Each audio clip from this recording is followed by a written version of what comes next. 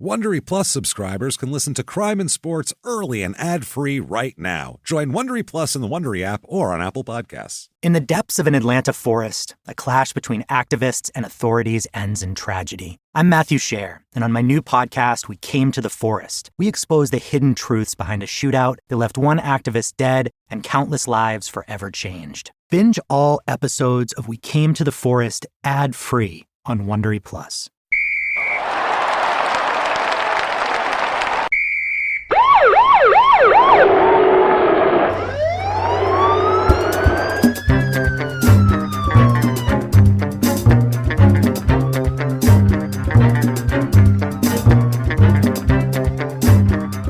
Hello and welcome to Crime and Sports. Yay! Oh, yay indeed, Jimmie. Yay indeed. My name is James Pietragallo. I'm here with my co-host. I am Jimmie Whisman. Thank you, folks, so much for joining us again on another wild, crazy, downhill edition of Crime and Sports. This is a wild one. Thank you. I hope you enjoyed last week. Yeah. The murderer from another time period. That's just fun. All the sales. Oh my God. So if you enjoy a mushy-minded murder, of pugilism, that's great. Just beating the crap out of each other for just forever with barely any gloves on. Awesome. It's awesome. But I hope you enjoyed that. If so, what you can do very quickly here, give us 5 stars, Apple Podcast, that purple icon. Doesn't matter what you say something, because this shit takes a long time to put together. Way longer than it takes to do a review. So do that. That helps a lot. Go to shutupandgivememurder.com for everything crime and sports and small town murder related. All sorts of merch up there to check out. Tickets to live shows that may or may not be happening this year. We'll see. But I'm pretty sure if you get them, you can probably get money back if they don't happen, or carry them over when they do happen. There. Eventually, there'll be buildings where we can do shows in, and then you can be there for those. What they say. Eventually, let's hope so. So there's that. Check that out and do all of that, and listen to Small Town Murder every Thursday if you don't already, because you're crazy if you're not doing it. Listen to P.S. I Hate This Movie every Friday. Also, if you want to hear romantic comedies get torn apart, which is fun. This week we're doing The Room, which isn't even a I talked her. That's the Tommy Wiseau crazy. It's the worst movie ever made. Great. And he made it for he pissed a lot of money away. Oh, no. It's that guy. It's the Disaster Artist movie that came out recently. That's a movie about the making of that movie based on the book. I really got to get into cinema. It's the worst movie. This is very loosely calling this cinema. It's the guy's a crazy nutcase, but it'll be fun. Anyway, but we have also, if you want to be a producer, you can do that very easily. You can do that patreon.com/crime and sports, and we have tons of bonus stuff up there. Bonus episode this week. You guys are asking a lot. Every week at least somebody posts in these fan groups that they want a Patreon of just some Rod Beck stories and funny stuff. So we're getting that message. Get that a lot. So we're going to do that this week. Patreon, Rod Beck stories. I'm going to go into the archive and kind of tell a story of just how some fun shit about Rod. Call the show My Friend Rod Beck. That's it, man. We're going to have Wyatt Earp. Yeah, exactly. My friend Wyatt Earp.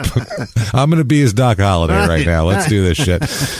It'll be fun. So check that out on Patreon. All sorts of stuff up, there. And also you can be a producer, and we'll talk in glowing terms about you at the end of the show, which is obviously fun. Yeah. Who doesn't want to have Jimmie mispronounce their last name?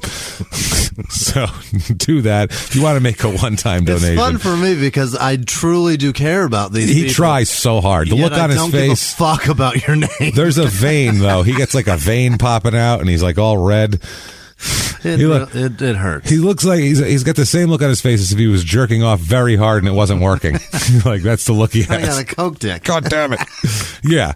So anyway, do that. If you want to make a one-time donation, it's over at PayPal. You can use our email address, crimeandsports@gmail.com, to do that. But let's get to the episode. Great. Because it's a lot. Whenever we have these people who've been famous for 35 years, it tends to be high volume of just insanity and craziness. So let's get right to it. Somebody very famous. And for once, we're going to take advantage of something being popular at the moment. We never do that. Yeah. So whenever Dark Side of the Ring will do somebody, a wrestler, sometimes that I have literally on the schedule for right around when they have it, and I will push it back because I don't want to look like I'm riding their coattails, shit like that. Yeah. This one, fuck it. It's been on the schedule. Let's do it. And the Last Dance has been out, so lucky us, I guess. Let's get to it. Scottie Pippen, everybody. Or as servers call him. No tippin' Pippen. And we will talk about that. Barkley has some great quotes about that. The fucking funniest thing I've ever heard. No tippin'. He is known as the cheapest bastard ever.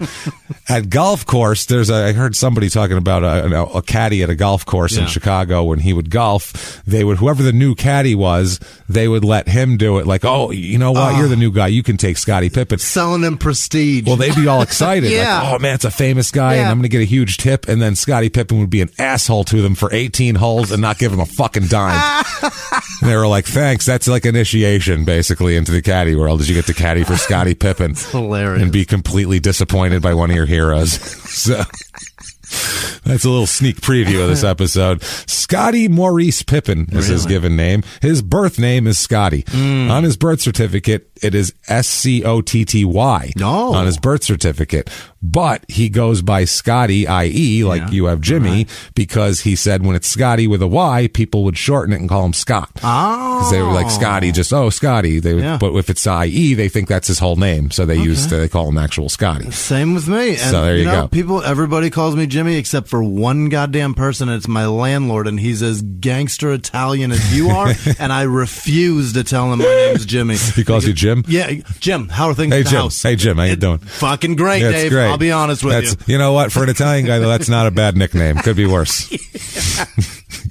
You know what I mean? Hey, floppy cock. How you doing? How's the house? But Italian guys love calling guys E. You know, like Vinny, Nicky, Tony, Bobby. Why doesn't he call me Jimmie? It's because it's the IE. He sees it and goes, I can't call him that. I don't know what the hell that is. Hey, Jim. How you doing? Rent's due on the 15th. Hey, you got the rent. Hey, Jim, you got the rent. I don't know if Jim has it, but Jimmie does. Jesus Christ. Every check I send him has my goddamn name on it. He still calls me Jim. Doesn't matter. It's like, I like Jim better. I told him the pool guy wasn't doing his job. He goes, "What? How long has he not been doing his job?" I don't know. The pool's been growing for like 2 weeks. 2 weeks, and you didn't tell me? What's wrong with you? What are you doing? I could have broke his fucking legs by now. That's the problem. I don't want to tell you. This guy's gonna disappear, and it's my fault. That's fucking perfect. I don't want to be a rat. I thought that was the thing here. We don't rat each other out. No. He wants to tell. Hey, you better fucking tell me what that guy's doing. You wasting my money? He's wasting my fucking money. This guy. I paid that goddamn guy. That's what it was. You're wasting his money at that point. I'm scared to death of this man. Well, he should be. I sleep in his house. You probably should be. I'm sure he's got a key. He does. Sleep tight. I'm horrified. Wake up with horse heads. You know it. Something anyway. A fucking coyote. We live in Arizona. So the pool guy. The pool guy's head. The pool guy's head right in my fucking bed. Pablo, Jesus. That's what happens when you don't tell me for 2 weeks. Well, is your how's the gardener doing, Whisman? Yeah, what's up with that? Jimmie's like, I didn't hire these people. These are just people that come to a rented house to do stuff that I have no part of this. I don't want to get them in trouble. Yeah. Well, Scottie's got some issues with rented houses later as well. Oh yeah. I can't wait. Scottie is involved in so many lawsuits. Mm-hmm. He's a frivolous suer. Really? He's the suer? He loves to sue people. Oh my Scottie. God. Why are we doing this? I hope he sues us. Scottie Pippen, if you're listening, fucking sue us. Go ahead, motherfucker. You'll lose the same way you did in 2011 when you tried to sue media companies and they actually falsely reported a story. What we're going to say is all, at least in the spirit of truth, it's all reported shit and at least more than one publication. Right. And even if something turns out not to be true, we think it's true while we're saying it. And it's satire. We're covered 3 ways. And we have our agency has lawyers. Eat dick, Scottie Pippen, you Easter Island head looking motherfucker. Okay? I'll just sue PBS for using your face. That's it. Exactly. Scottie Pippen, by the way, definitely one of the 10 ugliest men in the history of basketball. Yeah. Like I said, when the Bulls and the Pacers would play each other in the 90s, it was a horror show. Between him, you got Pippen, you got Reggie Miller, and then you got Rick Smits's fucking weird, gangly, long-headed. Oh my God! 3 of the ugliest people of all time. Everybody on that court making B.J. Armstrong look like a fucking handsome man. Look handsome. Craig Hodges is like, look at me, baby, popping. Mark Jackson is digestible on those teams. Randy Brown is like, what's up with that defense, bitch? Yeah. Better give Will Perdue. We better break Will Perdue a piece of that shit off, motherfucker. That's right. That's amazing. He's coming. Bill Weddington coming for that ass. Isn't there a guy named Pooh on the Pacers, too? Pooh Richardson back in the day. There was a Pooh. So Scottie's born September 25th, 1965. He's born in Hamburg, Arkansas, which is southeastern Arkansas. Not good. Rural and poor. Yeah. Fucking poor. That's why he's cheap. Oh, Scottie He doesn't want to go back to Arkansas. Oh, no, Scottie is... Well, he likes going back there. He's a crime and sportser, so he's going to go home. But he is fucking poor. He's the youngest of 12 children. Oh, Jesus. That is like depression-level poor. That's Dust Bowl poor. Sure. As I like the different levels of poor, that's Dust Bowl poor. That's like some crazy shit. His father was born in 1920. So, I mean, he was 45 because he had 11 kids before that. Right. So, I mean, it's, he's from a different time and from a poor time and in rural Arkansas. This was hard Scrabble shit here. Scotty's probably seen one of his siblings die by now. Well, let's talk about it. Sorry. No, I'm jumping. It's going to happen so many times. Hey, no, spoiler alert. Yeah. His parents are Ethel and Preston Pippen. So his mother was 6 feet tall. Really? So yeah, his mother's 6 foot, his father's 6'1". So they're both pretty tall, especially for back then. Sure. 6 foot tall for a woman who was born in 1920 is a big woman back then. So they're making some big kids. All the kids were pretty tall, but Scottie ends up being the tallest. They saved up all the genetics for one last shot. This is it, Ethel.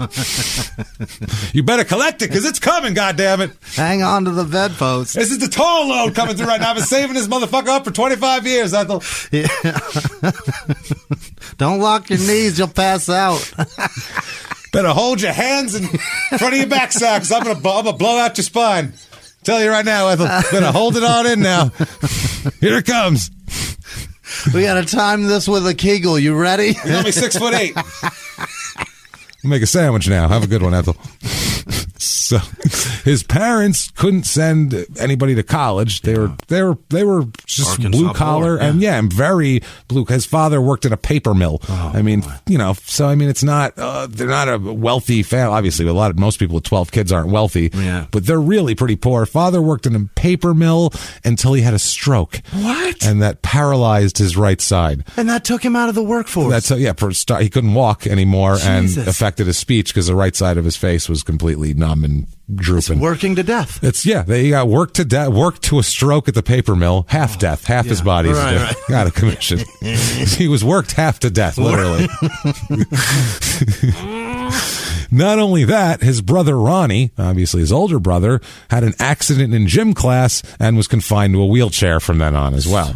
So you got to drag half a dad. You got to load Ronnie up in the wheelchair.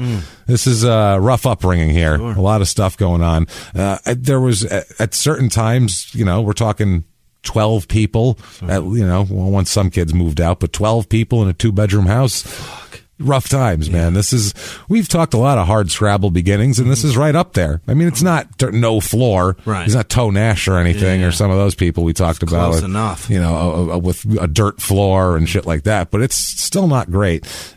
Scottie, he always would, he'd always try to figure out little things he could do around to make a couple dollars here or there as a youngster here, trim some stuff and work on somebody's, help him with a project or do something. Odd jobs, anything. He said that basketball was an escape for him.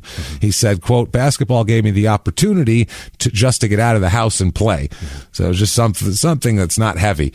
Nobody's injured. Nobody's poor. It's, on the basketball court, everybody's the same. That's the wonderful thing about basketball. Equalizer. You can be... So you can have a dirt floor, and you can be with somebody who is the wealthiest in the world, and you can dunk right on their head, and it doesn't fucking matter. Taste these nuts. Taste these nuts. Salty and on your forehead. Does that taste like southeastern Arkansas? How's that taste like? That tastes like success, motherfucker.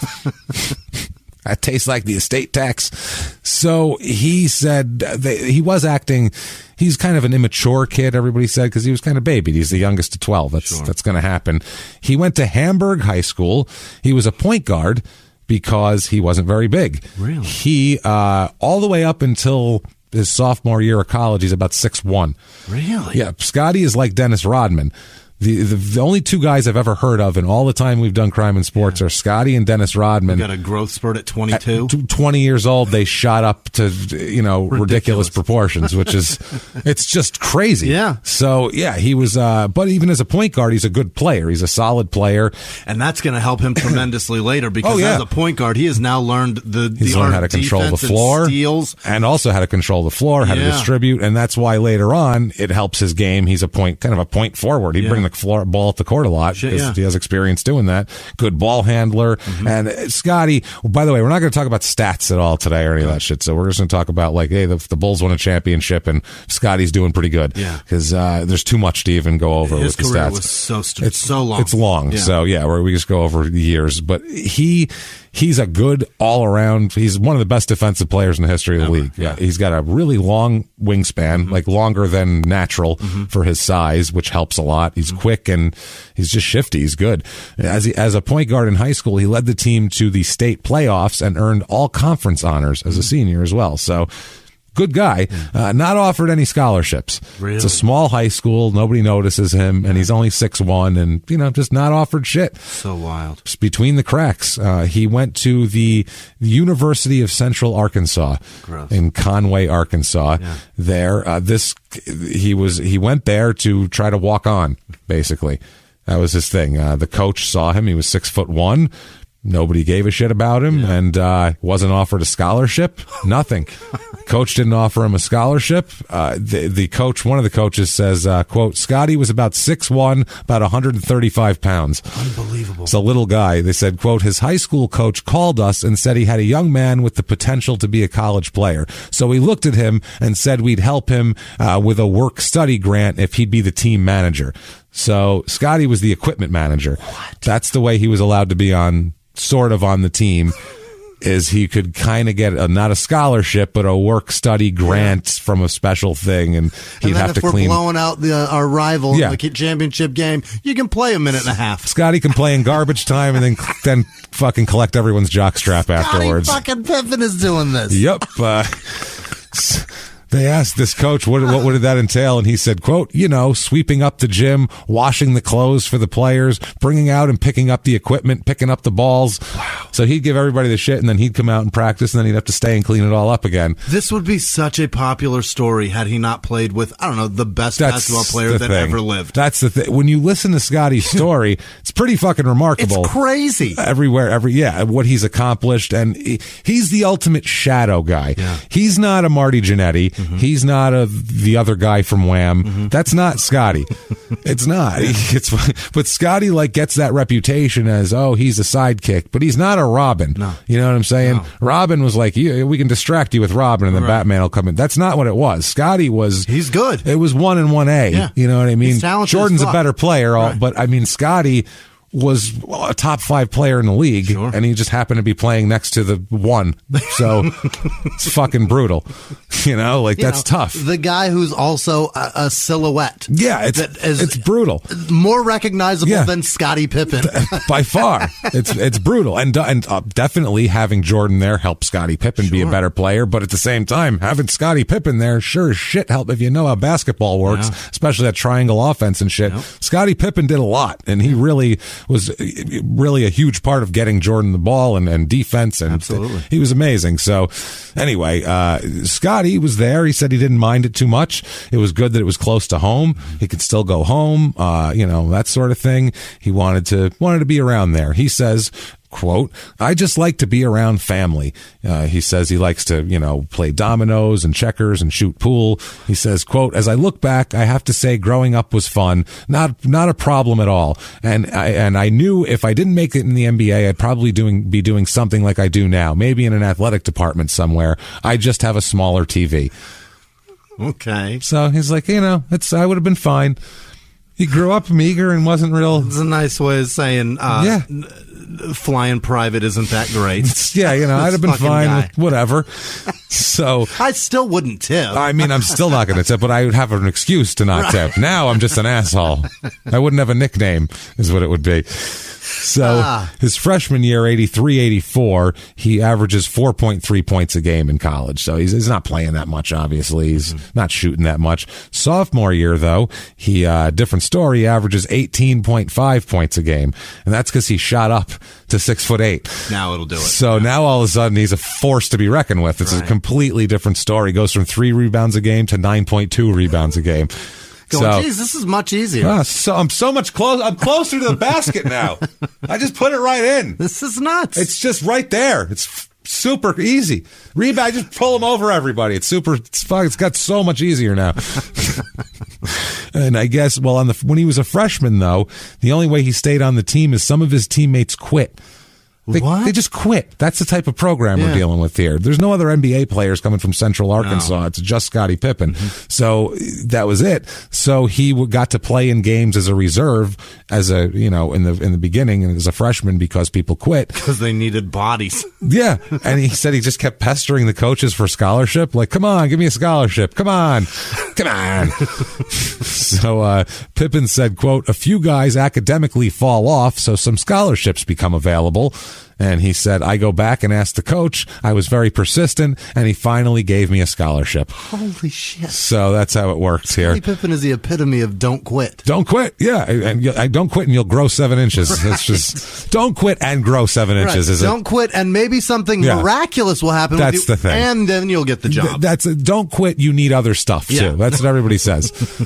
Whenever anybody, like in comedy, whenever anybody's like, if you stay at it long enough, no. That's what successful comics tell you to just get out of the conversation. Right. If you stay at it long enough, and also have a lot of talent and a shitload of luck, maybe you'll be able to pay your rent in 14 years. And you've That's been what they should prepping say. for that day 14 years in advance. For just really working at it. You really better be writing every day. Every day. A material. Not like why the chicken shit. None of that. And as soon as it's good, you need another hour. Right. So you really better just shove that one under in 14 years, have 8 hours of clean material that crushes and destroys, and you're ready. All right, break.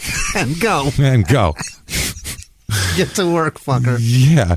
He says about it, Scottie says, I was getting better at such a rapid pace, and then my freshman to sophomore year, over the summer, I grew 5 inches. So they must have been thrilled when he came back to school. They're like, holy shit! This is awesome. Wow. It's like working your whole life to be a comic, and then Louis C.K. dies and sends you a bunch of material he's never done. Yeah. And now all of a sudden you're amazing. And now you're doing well. And you're not Louis C.K., so you can tell the jokes. Yes, so you're allowed to go out and tell them. So people want to hear you tell them. So Pippen, though, he says that he was just doing great. One of his coaches at the time said, quote, the thing about Scottie was he was just shy, but people who knew him on a personal basis liked him, but he had to get to know you. As for basketball, it wasn't long before we started saying we had something special here. He had those long arms, and when he grew to 6'5", 6'7", he could still play like a guard. By the end of his freshman year, we put him on scholarship, and then by the end of his sophomore year, he was our best player. Yeah. So they talk about getting lucky. Wow. Just having some guy, you didn't even have to recruit him. He's popping up, begging you for a scholarship, and then he's just growing and becoming this great player. What a great investment that is. Holy shit. It's incredible. It's wild, man. So, yeah, he was doing great. He was the growth spurt obviously helped. Yeah. And in his junior and senior year, he was the twice consensus NAIA All-American as well. NAIA is the league. So doing great. His stats here quickly: 85, 86, 19.8 points, 9.2 rebounds a game. That's junior year. Then senior year, 23.6 points a game, 10 rebounds, 4.3 assists. He stayed here the whole time. Back then he stayed 4 years. Loyal as I mean, at this place, he didn't even move into. Well, you have to sit out a year if you transfer. Oh, okay. And a guy like him, what's he going to do for a year? Sophomore year, he didn't do good enough. Yeah, he's not going to do. Yeah, if he could have probably transferred between sophomore and junior year after his 18.5 season. Yeah, but I don't know, is that good enough? Oh, that's good enough to transfer. Okay. He was 6'7" by then. Someone would have picked him up, but he would have had to sit out a year, and he would have had to go far from home. Yeah. Not his personality. This is crazy. He'd rather stay. So lucky, and to stick around, but then again, also too, sticking in something like this, the competition is lower, so he's gonna shine, and it's helping him. It did. and it works. And at the end of his season, this will have future ramifications. November 12th, 1986, the New York Knicks trade a future first-round draft pick, which turns out to be Oh, this is annoying. Okay, with the 1990 second round draft pick to the Seattle SuperSonics for Gerald Henderson and all this shit, right? This by the way, that's Scottie Pippen. So the Knicks traded away the pick that got Scottie Pippen the year before the draft. So they traded to the Sonics. What did the Sonics give it? Well, you'll find out here. 1987, by the way, before this happens here, before the NBA draft, he has a son. Oh. His son is born. Before anything? End of college. Oh, my God. Antron is his name. What? So, yeah, not Scotty Jr. So, Antron. Son Antron, 1987 here. Antron. I guess you'd call him Tron or Ant. Yeah. I don't know. Antron. Or call him Antron. Shit, that's his name. That's an awful name. So, it's a weird one. It's dumb. So it's a little straight. It sounds like a comic book character. It's it a little sounds like you just threw. Sounds like he has his arm is a laser. Is what it sounds right. like. Well, it's fucking silly. There was a movie called Tron. This is Antron. And then there was the dude in the Chappelle show. Chappelle was actually named Tron. That was fucking great. He's just being a dickhead. He's Scottie Pippen's kid. There he is. We'll talk more about his kids, by the way. They'll keep popping up. Some for good and some for bad. Oh, boy. So June 22nd, 1987 is the NBA draft. Yeah. The number 1 overall draft pick that year. You remember, Jimmy? 87. No, I don't. No, guess. Patrick, no? No, that's 85. Oh, boy. Jesus. It's a big man. Is I'll give you a hint. It's a big man. That's where I was fishing. Back then, it was always a big man. Xavier McDaniels. No. David Robinson, number 1 overall out of the Naval Academy. Where did Xavier McDaniel go? Was he earlier or later? Earlier, I think. I mean, years. Mid-80s. Was 85, 84. You're probably right. He was with the Sonics right now. Yeah, I think so. Armin Gilliam going number 2 to the Suns. My word, everybody taking big ones. Yeah, the Suns picked him up. Jersey, Dennis Hobson. The Clippers picked Reggie Williams. And then the Seattle SuperSonics, with the number 5 pick overall, take Scottie Pippen out of the University of Central Arkansas. Now, the Bulls coveted him, but they picked at number 10 and couldn't get up high enough to get him. Right. That was the thing. They wanted to trade up. By the way, a couple other guys, Kenny Smith, who was always on the TNT show, he's picked number 6 by Sacramento. Kevin Johnson, longtime Suns guard and mayor of Sacramento. Right. He is picked by Cleveland, number 7. And then Olden Polynice, who we have talked about. And Derek McKee, number 9. Number 10 by the Bulls, Horace Grant. So they got Ho Grant in this. They got Grant and Pippen in this top year. 10. This 1 year, they got Grant and Pippen. Reggie Miller, number 11. Muggsy Bogues, number 12. This is like just a who's who lineup here. Basketball. Yeah, Mark Reggie Jackson. Williams, is that the guy that died for the Celtics? No. Was that Reggie what? What was that Reggie?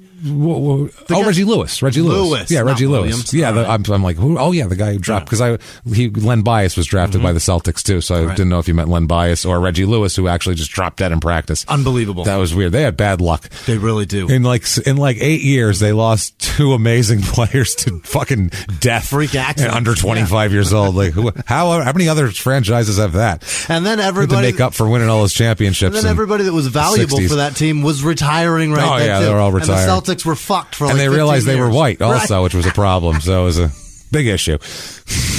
It was all a fucking meltdown. It all fell apart at that point. So Scottie Pippen 5 to the Sonics. The Sonics trade him with a 1989 first-round draft pick to the Bulls for Olden Polynice. So crime and sports for crime and sports here. Is that real? That is real. Did we talk about? We had to talk about that. Yeah, then. I think we did probably. I don't remember that. It's interesting. They traded Scottie Pippen. That is maybe the Sonics. Greatest bargain in NBA history. That's not bad. Yeah, the let's see here, the second round, and also they got Polynice and a second round pick and a later first round pick who the Bulls ended up getting B.J. Armstrong out of, just as a throw in.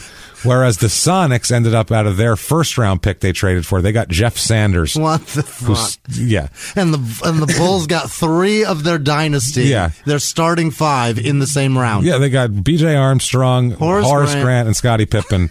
All out of the same deal. BJ didn't come till 2 years later in the draft with the draft pick. Okay. But still, it ended up being that. Now, the coach at the time of the Bulls said, quote, "I don't want to say he was the baby of the family," about Scottie, but you could tell when he got here, he was still a young man who was having his eyes opened for the first time. He is coming from...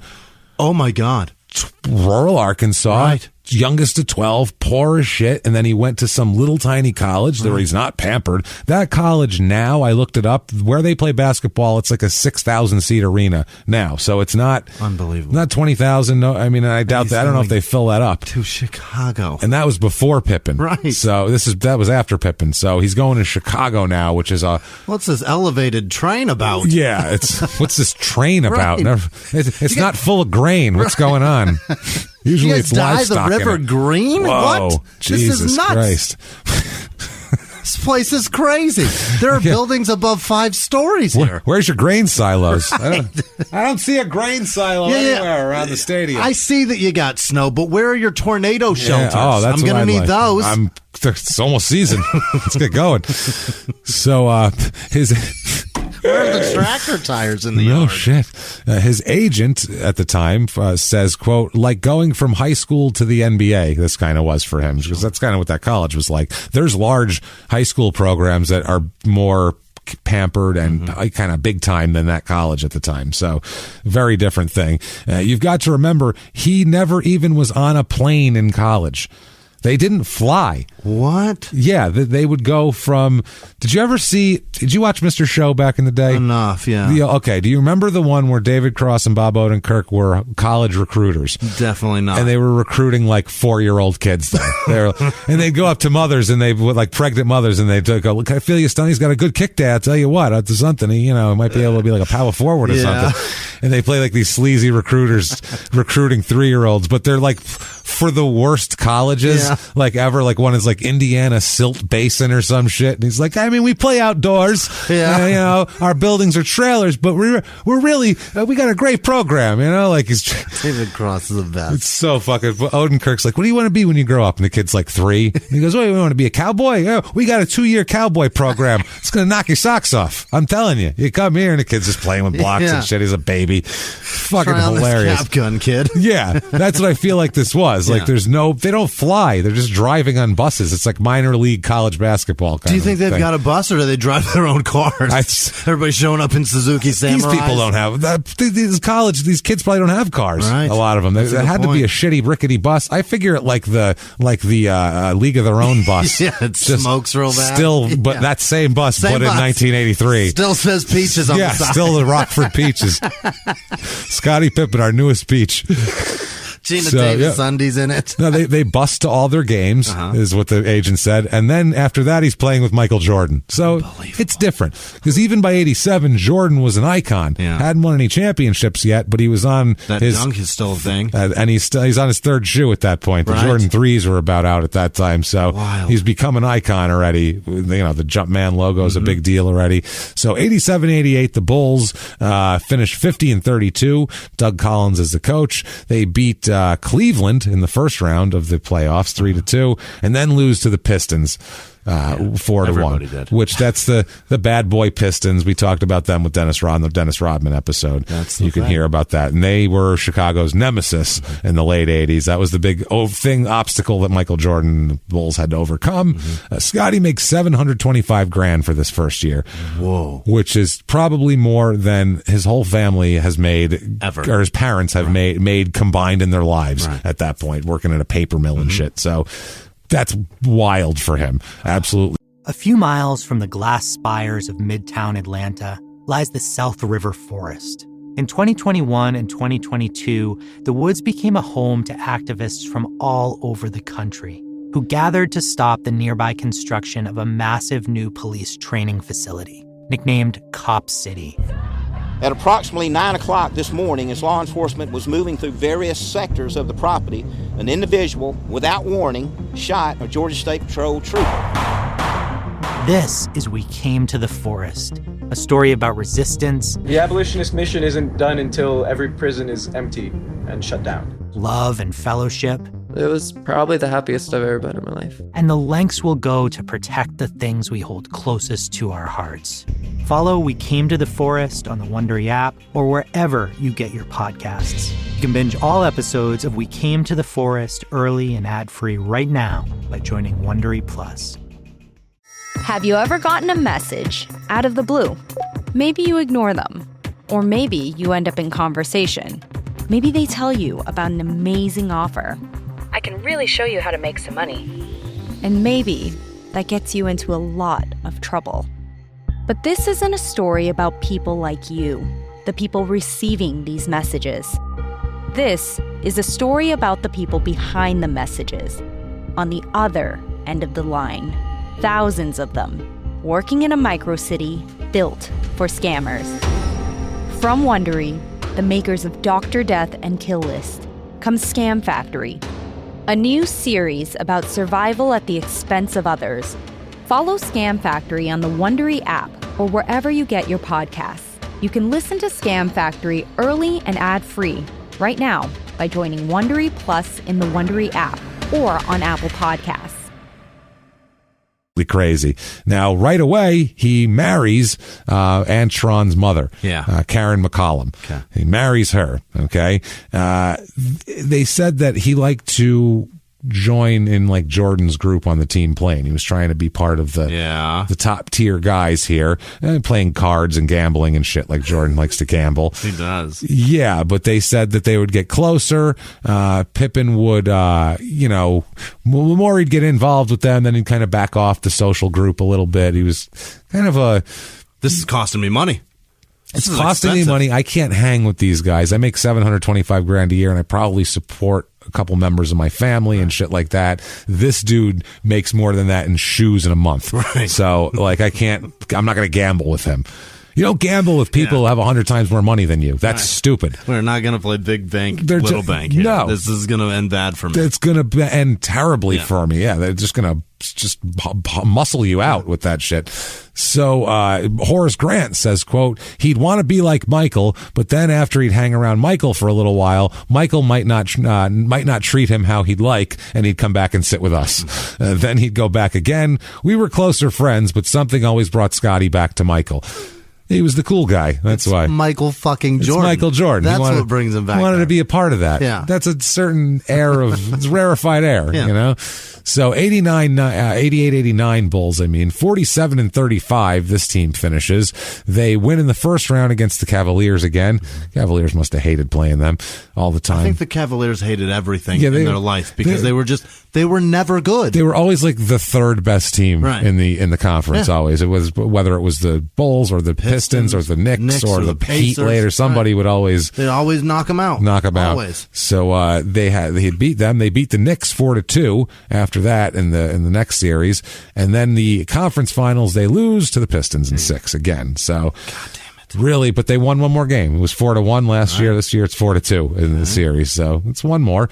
Pippen makes $575,000 this year, which is for the same outcome, playing more work. Yeah, less money. That's the way it is, God man. Damn it. So 89-90 Bulls, they finished 55-27. This is Phil Jackson's first year. Before that, it was Doug Collins. They needed to make a change to get over that hump, and they bring in Phil Jackson, who is a goddamn legend. You could have stopped at God. That's it. He was a great player too. Yeah. He's like a weird, like hippie. He just understands basketball. Yeah. He's a stoner who gets stoned and sits back. I'm dead serious. Is what he does, and like studies basketball strategy, and it makes sense to him. He's one of those guys.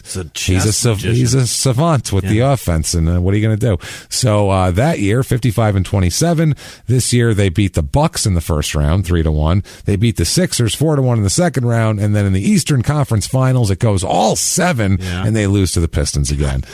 So they got closer every time. 5, 6, 7. Yeah, but the Pistons were brutal, man. Boy, were they good. They were just tough and trying to take your head off. Had a mouth. Oh, he did. Look like he was a mouthy fucker. Oh, he's a mouthy little shit. He played at Indiana, and he had a big smile on his face, and he was a dick. He's an asshole. Yeah, they talk about that. That's why he wasn't on the Dream Team. Really? Because nobody wanted him on the day. Really? Nobody liked him. Fuck that guy. He was obviously good enough to be on the Dream Team. He was great, but they basically said, "What do you expect when nobody likes you?" They asked David Robinson about it, and he goes, "Well, nobody liked him." It's not a matter of even liking him personally. Yeah. He was on those bad boy teams where they tried to hurt people, and he was like proud of that. So why would anyone want to hang out with him? Why invite that guy? Fuck that guy then. So that's what it was. It was mainly Jordan, though. I'm sure. One thing about Jordan that we'll talk about, and it doesn't come up very much in The Last Dance because he's in charge of that. So it's not a documentary. He wants to narrate his story the way he wants it told. He made a 10-part infomercial for himself. I'm sorry. Here's why I'm better than everybody. Okay. Now, let me tell you something. Yeah. Michael Jordan as a player, unbelievable. Top 5 of all time. I'm not going to say he's the best of all time because I think it's a handful. Yeah. And we're talking different positions. Right. So that's like saying who is better, fucking Joe Montana or Lawrence Taylor? Right. Well, I don't know. They did different things. Who's better, Bill Russell or Magic Johnson? Yeah. It doesn't Barry compute. Sanders or Reggie White. Right. Well, they're completely different. They're totally different. So I think like you can't compare Wilt Chamberlain to Michael Jordan. Yeah. Like they're just different apples people, and oranges. but you have to put them all in the same group, and Kareem and Magic and Just because they Oscar played in Robertson. the same league, that's crazy. Yes, it's a hard thing to say. So top 5, great player, all the respect in the world. Nobody can will himself to win more than Michael Jordan. He's amazing at that. He's also a huge, gaping, fucking heaving asshole. He's an asshole. Complete asshole. Treats people like shit. Yeah. Fucking treats everyone like shit. Right. Thinks he's better than everybody, which, I mean, you can be better at everybody at what you're doing, but then on a personal level, he'll treat you people like that as well. You don't get to do that. You don't get to do that. No. Plus, and this is something that other people might disagree with or whatever, but The Last Dance brought this up, and I've been saying this since the fucking 90s. Yeah. Since I was a teenager, I've been saying this, that how come other people with a voice say things that matter, and Michael Jordan just says, buy my fucking shoes and drink Gatorade. Right. And I even noticed That's a that great point. when I was Standing 16. on his own platform, he won't stand up for anybody else. Nothing. He was the biggest icon in fucking sports. Michael Jordan's face was more recognizable than the fucking Still president, is. Yeah. than anybody. Still is. Yeah, I mean, if you take him in 1993, oh boy, peak of his powers, he was if he told kids anything, they'd have fucking done it. All day. Anything. The worst kids, the best kids, white kids, black kids, green kids, it didn't fucking matter. This is why I smoke, Michael. Everybody. All you had to say was, don't smoke cigarettes, and I wouldn't have done it. You wouldn't have fucking done jerk. Shit. He refused to ever take a stand because it would hurt his marketing, which is fine if you're us. That's why we don't talk about politics. We want to piss off a chunk of our audience. Right. Why would we? It doesn't matter to what we're talking about, so who gives a shit what we think politically? You don't care. It's not going to change a thing anyway. It's not going to change anything anyway. But if you're Michael Jordan, and I'm not saying he should have said vote for this person for president, but certain things he could have spoke about that would have helped, and he didn't fucking bother to because, I don't want to not make an extra fucking $100 million this year. Do you think that also? So I just didn't care very much about him. Do you think that also leaned to watch the right hand, don't watch the left hand? Yeah, do you know that what I mean? too. Because he's probably got his hand in some shit that. He's like a huge gambler. He's always cheating on his wife. He's doing all sorts of stuff, and he's got to play Mr. Squeaky Clean. Right. Look at me, be like Mike. Right. I want to be like Mike, fucking drinking Gatorade and shit. Monotone, don't change your inflection. Don't change it. Smile. Right. Don't scare the white ladies. Don't scare the white ladies. That's what it is, though. Yeah. Make sure that they'll still buy their kids your shoes, and nobody's scary. Oh, he's not a scary guy. He's a nice, friendly guy. He's got his tongue out. It's adorable. Old ladies like him. Yeah. You know, like that's what it was, though. And he played the role. But I mean, at some point, I don't know. Maybe now, Mike. I think you got enough cash. Great point. I'm going to say I think you're comfortable. You probably won't lose a dime. Maybe start saying shit now, or even though you're past cultural relevance, it still would have helped more then. Still, so I was more of a Barkley guy. I love Charles Barkley because Barkley would tell you to go fuck yourself. Cause a stir. I'm not a role model. That was all him. That whole I'm not a role model was a goddamn marketing campaign because he said that. Don't fucking expect me to raise your kids. I'm a bad goddamn basketball player. What I do has nothing to do with your kids. Right. I loved that. I thought that was great. My favorite advice I ever got from any politician or talking head was just get in trouble. That's what it is. Yeah. Cause problems and it changes the status quo. It does. If you don't like the way things are, then fucking get in trouble. If nothing happens, nothing will happen. With you, then everybody gets in trouble, and they change fucking rules so that nobody's in trouble. If nothing happens, nothing happens. Right. That's the way it is. So you got to change things. You have to. So that's my beef with Jordan. Otherwise, like I said, as a player, you can't say a negative word about him. He's fucking amazing, but you don't treat teammates the way he treated teammates. You don't fucking. You just don't do that. That's not how you lift people up. Right. And obviously it worked. Obviously it worked. Yeah. But I mean, I don't ever heard of Bill Russell treating anybody like that, and he won like 9 championships. So one more. I mean, you know what I'm saying? Maybe if he was nicer, he would have won fucking 10 titles instead of goddamn. Maybe if he wasn't being a prick to everybody, he would have fucking beat Detroit in the late 80s. If he wasn't a complete twat, he'd be a coach. I mean, granted, he's an owner. He doesn't want to be. But maybe people would beg him. You know what I mean? And he'd make more money. Yeah, he couldn't be a coach. You don't think if he wasn't a cunt, he could? He could. He's too great of a player to be a coach. Great players can't be coaches. You think that ruins your legacy when you lose? No. They can't handle it mentally. Remember Larry Bird coaching the Pacers? Yeah. His fucking head looked like it was going to explode all the time because he's like, why can't you just take the ball do what I did and shoot it in there like me?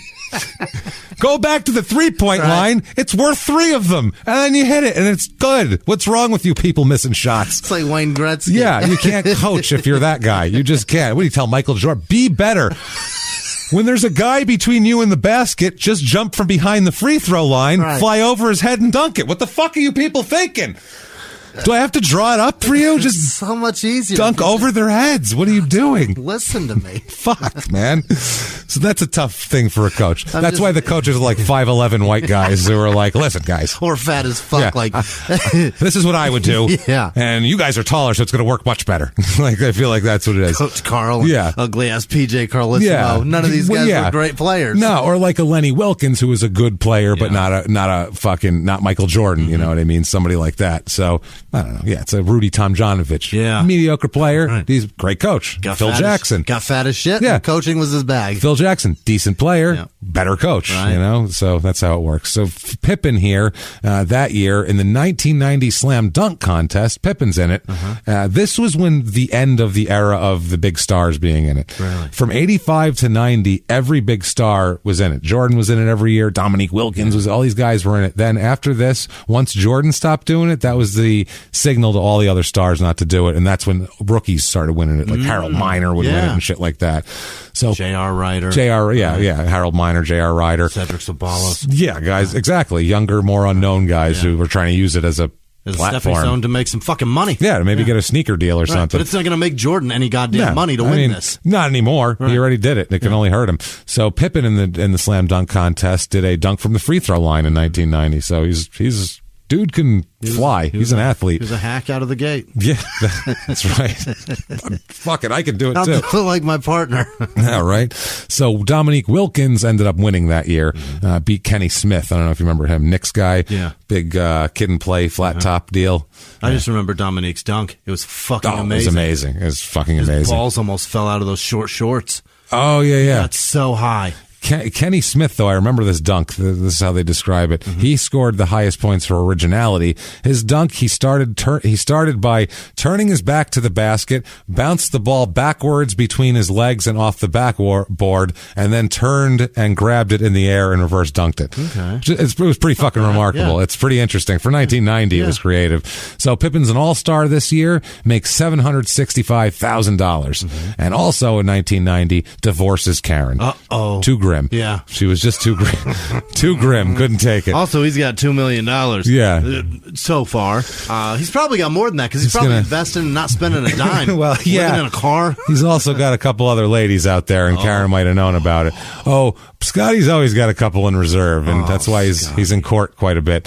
So 90-91, Bulls are 61-21. They beat the Knicks in the first round. They sweep them. They beat the Sixers in 5 games in the second round. Conference finals, they sweep the Pistons. Oh, take that. Take that. Knock the Pistons out, and then beat the Lakers in 5 games in the finals. So they fucking ran it this year. This was two of the greatest teams in history. Yeah, and just destroyed them. Yeah. Dispatched the 80s Pistons, dispatched the 80s Lakers. Those dynasties are over. It's a new era. Next. Yeah, that's what it was now. Pippen this year became one of only 2 players ever to have recorded 5 steals and 5 blocks in a playoff game. Really? Amazing, right? The other person to do it, any guesses? Oh, shit. Did he play for the 76ers? No. Oh, who? Hakeem Olajuwon. Oh, well, that makes He did it twice. He got steals, too. Yeah, Hakeem was great. Well, because Hakeem was a goalie, so His reaction time. His so great. His defense is insane. He's such a great player. Yeah. He really falls between the cracks. When people talk about great players and of great that centers, era, right? Yeah, you don't hear him. And then when you go watch like the '94 finals or something. That guy is a fucking monster. Is it white people afraid of saying Akeem Olajuwon and Dikembe Mutombo because those are two of the greatest centers? They were great. Olajuwon was twice as good. Mutombo's more of a defensive player. He's so fucking cool. Loved him. But Olajuwon was amazing. Just incredible. Offensively, defensively. I feel like there's something to that. The foreign names scare us. Maybe. He used to fuck with Shaq Olajuwon all the time, which I thought was great. He would just fuck with him. And Robinson, too. Yeah. Because Shaq would just try so hard, and he just couldn't keep tabs on Olajuwon, and Olajuwon would just go, oh, there you go, big man, and real calm, weird shit in his African accent, and Shaq would be like, you son of a bitch. Shaq just wasn't, skinny bastard. He wasn't as athletic. That's a problem. Nobody. When you're that stiff. Olajuwon would just, that pivot he would do. Yeah. You're fucked. He's so long. So good. So in the Eastern Conference Finals this year, though, Rodman, this was the year Rodman fouled Pippen really hard. Remember we talked about that, and we talked about that at the time. It gave him a gash over his eye that gave him 6 stitches. Right. Scottie Pippen. So during the finals, though, Scottie's contract comes up here. They re-sign him during the finals. We'll find out why here. Now, the contract was called a 5-year, $18 million deal, which at the time was pretty good, except 5 years from then it was terrible. Yeah. So it was just right before the cusp. Right before it really blew up in money times. What it did, though, is this deal was an extension onto his old deal. It didn't erase the fact that he still had 2 remaining seasons on his rookie contract. So they didn't wipe those out and give him a better deal. They just tacked this onto the end of that. Yuck. Which is really kind of sleazy. It's like giving you that negative interest on your car on the end of your loan. That's what it was, like a balloon payment. So basically what it meant is the Bulls had him for 7 years for a little over $18 million, basically, for 7 fucking years. Wow. Which is 1997 is when his shit's going to come. Think about that. He's so underpaid, and he is one of the most underpaid. I looked at there's a chart of underpaid, like in terms of their Jordan's on that. Their war. No, he was overpaid. Not overpaid, but he was paid plenty. Really? I got a list of it, but in their war, which is like their statistical value and all that shit, John Stockton was the most underpaid player of the 90s. Really? And Scottie Pippen was second. Really? So yeah, and they were very close. Yeah, Stockton didn't get paid shit either. I see why. Because Scottie made all his money at the end. At the end. He made his money. He made a shitload at the end. He made more than Jordan at the end of his career. Yeah, and then at the end in total earnings in basketball, he ended up with more than Jordan, right? Which is bonkers. It doesn't even compute now because what's the fucking? Jordan put that money in a drawer. Right. He didn't care about that. He cared about his stock in Hanes. Jordan gambled that on a round of golf. Yeah, he just didn't give a shit. So apparently the Bulls spent the entire 1990-91 season under the cap, the salary cap at the time, so they could reserve a little money for Tony Kukoc, who they had drafted from Europe there. And once he was allowed to join the team, they were hoping that he would join the team. They needed cap space, but he ended up not coming till later. So basically the cap space doesn't roll over from one year to the next. Right. If you have extra space, that's gone. Right. You got to spend it. So they either had to lose the space or use it or lose it, basically. So it was midnight was the deadline for the day in which midnight on the day of the last finals game is the deadline for this. So that's the day they signed Pippen to this contract. Doing so allowed them to front load the deal, so they added most of it to that year, so they actually saved themselves even more fucking money. So he did them more favors. It's completely ridiculous. Yeah. So really, over 7 seasons, he ended up really getting about $16.4 million. That's ridiculous. Which is silly. And that's crazy. Wow. Why the fuck would you do that, Scottie? Why would you take it? I have an explanation. But yeah, you go see that and you go, Jesus Christ, Scottie, hold out till the end of the rings are worth it? For fuck's sake. I'd go, you're going to wait 2 more years till this shit's up and you're going to pay top dollar. I'll be moving to Cleveland. I don't give a shit. I don't give a shit. Fuck this shit. So let's let Scottie explain it for himself here. Let's do it in their own words, shall we? In their own words, quote, I've always thought that one injury could wipe all of this away. I'm able to run and jump and do all the things I can do. I'm blessed. We're all blessed in the NBA, but I always would look at Darryl Stingley, the crippled former Purdue University and pro player who used to sit behind the Bulls bench in Chicago Stadium. I'd kind of watch him sometimes and see my brother, a healthy, strong young man, and all of a sudden he's confined to a wheelchair to where he can't get around. I think about that a lot. Darryl Stingley cost him millions. And his brother. Yeah. His brother, too. He said, you could just have, I could have an accident and break my neck, and then I'm fucked. I have no more money. So he said, this is a guarantee. It's a smart play. For him, he's so, he's worried about it. Right. That's the difference. If he came from money, he would have been like, oh, fuck yourself. Yeah. But he came from place where you don't turn away someone offering you $18 guaranteed million, no matter what you have to do for it. It doesn't matter. Fuck it. It's worth it. I'm set. So that's wild. Yeah, it's interesting. Scottie Pippen. It's crazy. Is that cheap? Is that what that is? Very cheap. That's a guy that's just so fucking cheap. He's like, there's money right there. I have to take it. That's a guy picking up quarters. Yeah, because they knew he came from poor. They knew how he was. Yeah. He wasn't a big sophisticated guy. They capitalized on it. They knew that he would take guaranteed money. That's the kind of guy he was. Wow. Now, Dennis Rodman says about Scottie Pippen, quote, at that time, people were calling Larry Bird the quintessential forward. He was great, but he couldn't play multiple positions like Scottie could. He wasn't agile enough. I just don't think people realize what Scottie was doing in 1991. He revolutionized the point forward position. All these players today should thank Scottie Pippen. Guys like Kevin Durant should say, wow, look what you did for us. Scottie could handle, he could shoot the ball, he could defend, he could rebound. If LeBron was playing during the 90s, I'd still say Scottie Pippen was the second best player behind Michael. So probably right. LeBron, that's the thing. When they compare LeBron to Michael Jordan a lot, they're not comparable players. Like I said, they're apples and oranges as players, too. Right. They're just different types of players. That's the better comparison. Scottie and LeBron is a very good comparison. Great comparison. They can do it all. They both have multifaceted skill sets. Somebody has more rings than the other. Well, yeah. Scottie. But LeBron, although has played with many good players, none of them were Michael Jordan also. So that's why it's hard to compare. But I do agree. LeBron, okay, I think LeBron would have been okay in the 90s just because he's a stout motherfucker. Depends on what team he's on, though. So I think if you clotheslined him, he might get up and clothesline you next time. He might. He might adjust to that, whereas a lot of the guys... I don't see doing that. Steph Curry would have broken legs in 1991. Yeah. He wouldn't have lasted 2 games in a series against Detroit. No. They would have broken him and been happy to do it. His dad would have broken him. Yeah, his dad would have, yeah. And his dad wasn't that kind of player, and he still would have done it. Still would have crushed him. So 91-92 Bulls, 67-15. They beat the Heat in the playoffs. They beat the Knicks. They beat the Cavs, and they go on to beat the Trailblazers in 6. And that sprouted that video game, the Bulls versus Blazers. Bulls Blazers for Sega Genesis. Great game. Fucking great game. Unbelievable game. Oh, that's just the rosters on it. The old games are the best ones, man. Because these new ones are fucking... They're amazing. There's so many buttons. God damn it. That's the oldest you've ever sounded. Because there's just so many buttons, James. I can't figure it out. James, I've got these games, and I'm trying to do the moves, and it's... Come on, the Jimmie. fucking things you've got to do. They're like swivel and press this button, and then very swivel in other ways. No. Back in the day, you'd have spin move. That was the one big thing you could do to go around the guy with a spin move. Watch that fucker step crossover. That way. Remember crossover button? Shit, yeah. That would be it. It'd be like the R1 would be like the crossover. This shit is nuts. There's like 4 triggers. You got a pinky button. I love these fucking games for it. I love that you can them going around and here and passing. I just play it's so complicated. I just play the fucking practice mode all day.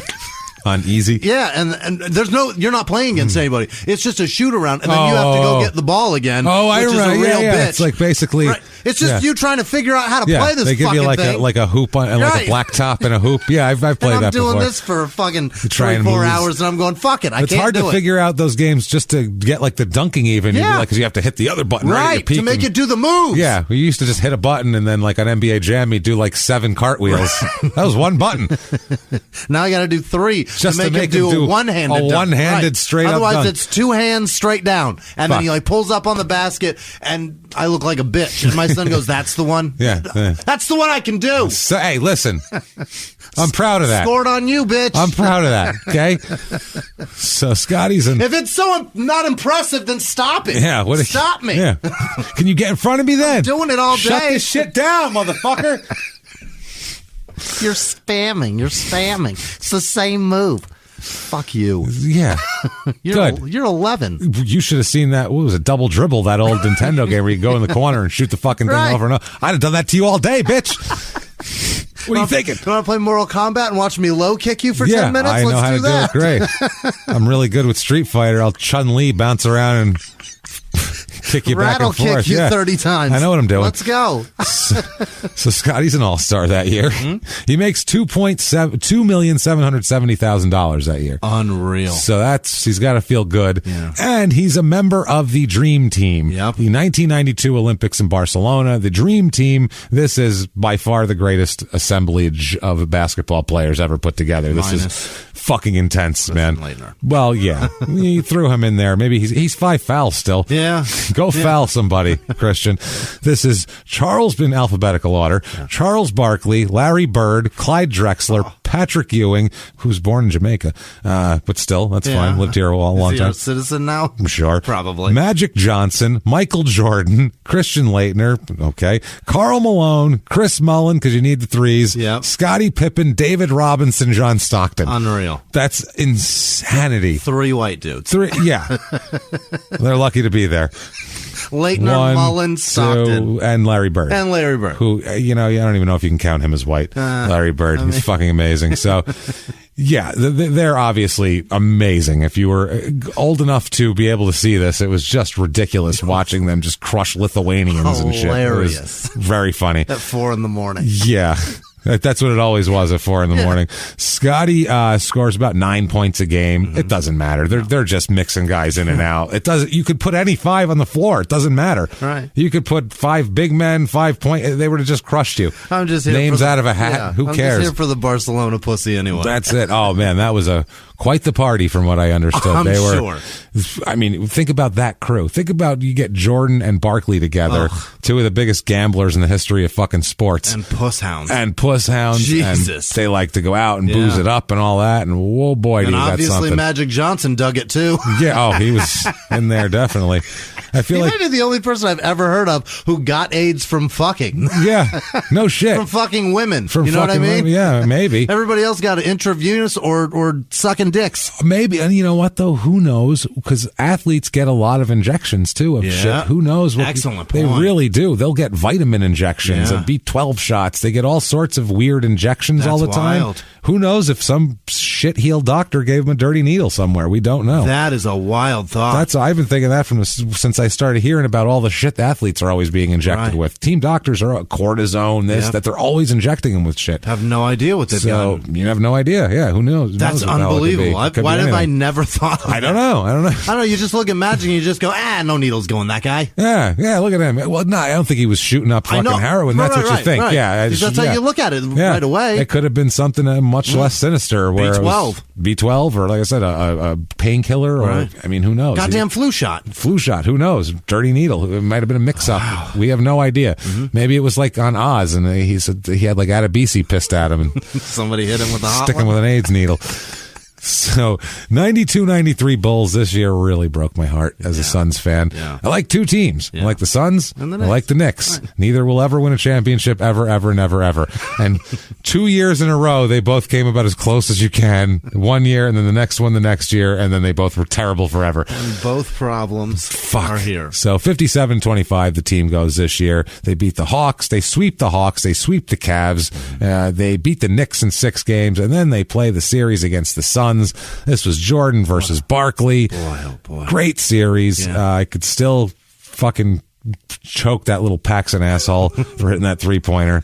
Just nobody let him open. And the announcers were even saying, I think Marv Albert said, as long as Paxson doesn't get open, this game's just about over.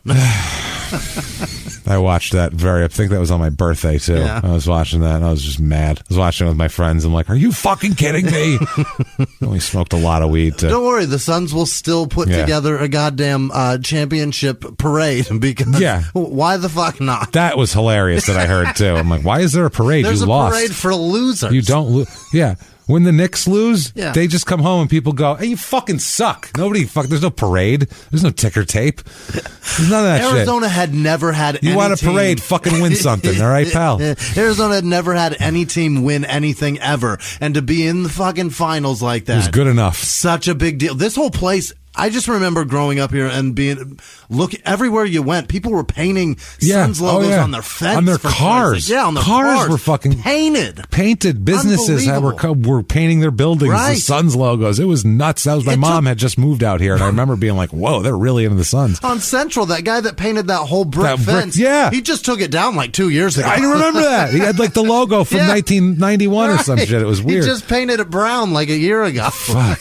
It was a big deal and broke all of our hearts. Yeah. So he's an all-star that year, Pippen as well. Makes $3,425,000. I'm going to say this. It's a weird thing to say, but grace. Really? I'm going to say grace for a reason, just because this is kind of when the next year his reputation takes a kind of a hit, and then he starts being in the like Mr. Tabloid after that. So this was like the last year where people were still considering him. He had a great backup quarterback syndrome.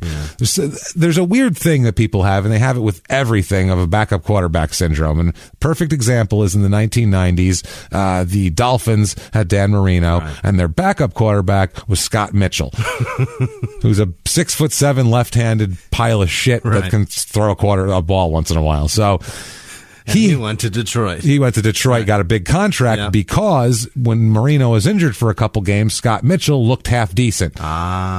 So he looked half decent. So everyone in Miami started saying, let's shit can Marino. This Scott Mitchell guy looks like the shit. And then Detroit gives him a big contract, and we see what happens. He's not Dan Marino. Jimmie Garoppolo. There you go. There's a backup. Well, he went to the Super Bowl. So that's his first year. Kinda?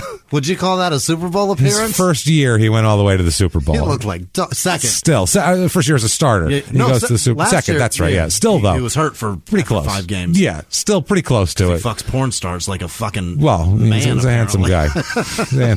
Apparently, he throws some bedroom Olympics down. He's whipping some cock left and right, so that's fine for him. So, yeah, but it's different, though. There's a backup quarterback syndrome where people will see somebody that they don't get to see often enough, or think that they're not getting the chance, so they'll think that they must be great. Right. Because I saw one little flash, so if that extrapolated into more, obviously it's just going to be every day. So that's kind of where it was with Jordan and Pippen, where there was a lot of people who would still say that, I think Pippen's a better player. There was literally people that would say that. Oh, boy. You know what I mean? And like that sort of thing. So he still had that, like, oh, he's in Michael's shadow, and everyone felt bad for him and shit like that. Well, 93, 94 is when Jordan takes off.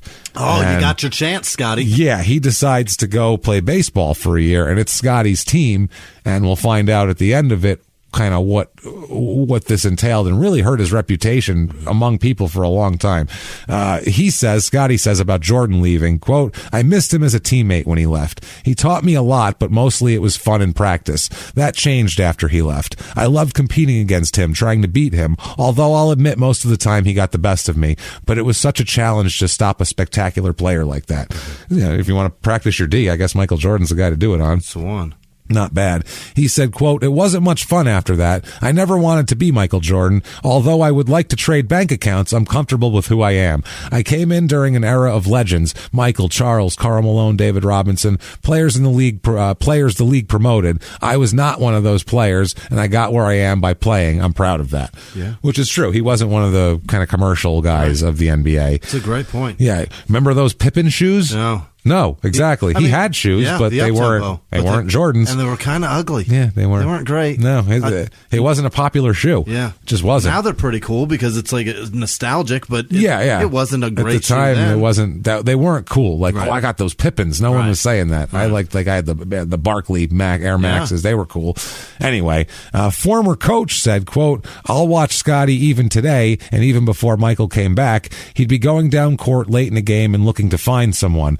Scottie is not the kind of player to make winning shots, game-winning plays, but he was always more unselfish than Michael. If I were on the floor, I'd want to play with a guy like Pippen more than Jordan, but the perception always runs ahead of the reality, and Michael was the guy always perceived as hitting that winning shot and Scottie not doing it.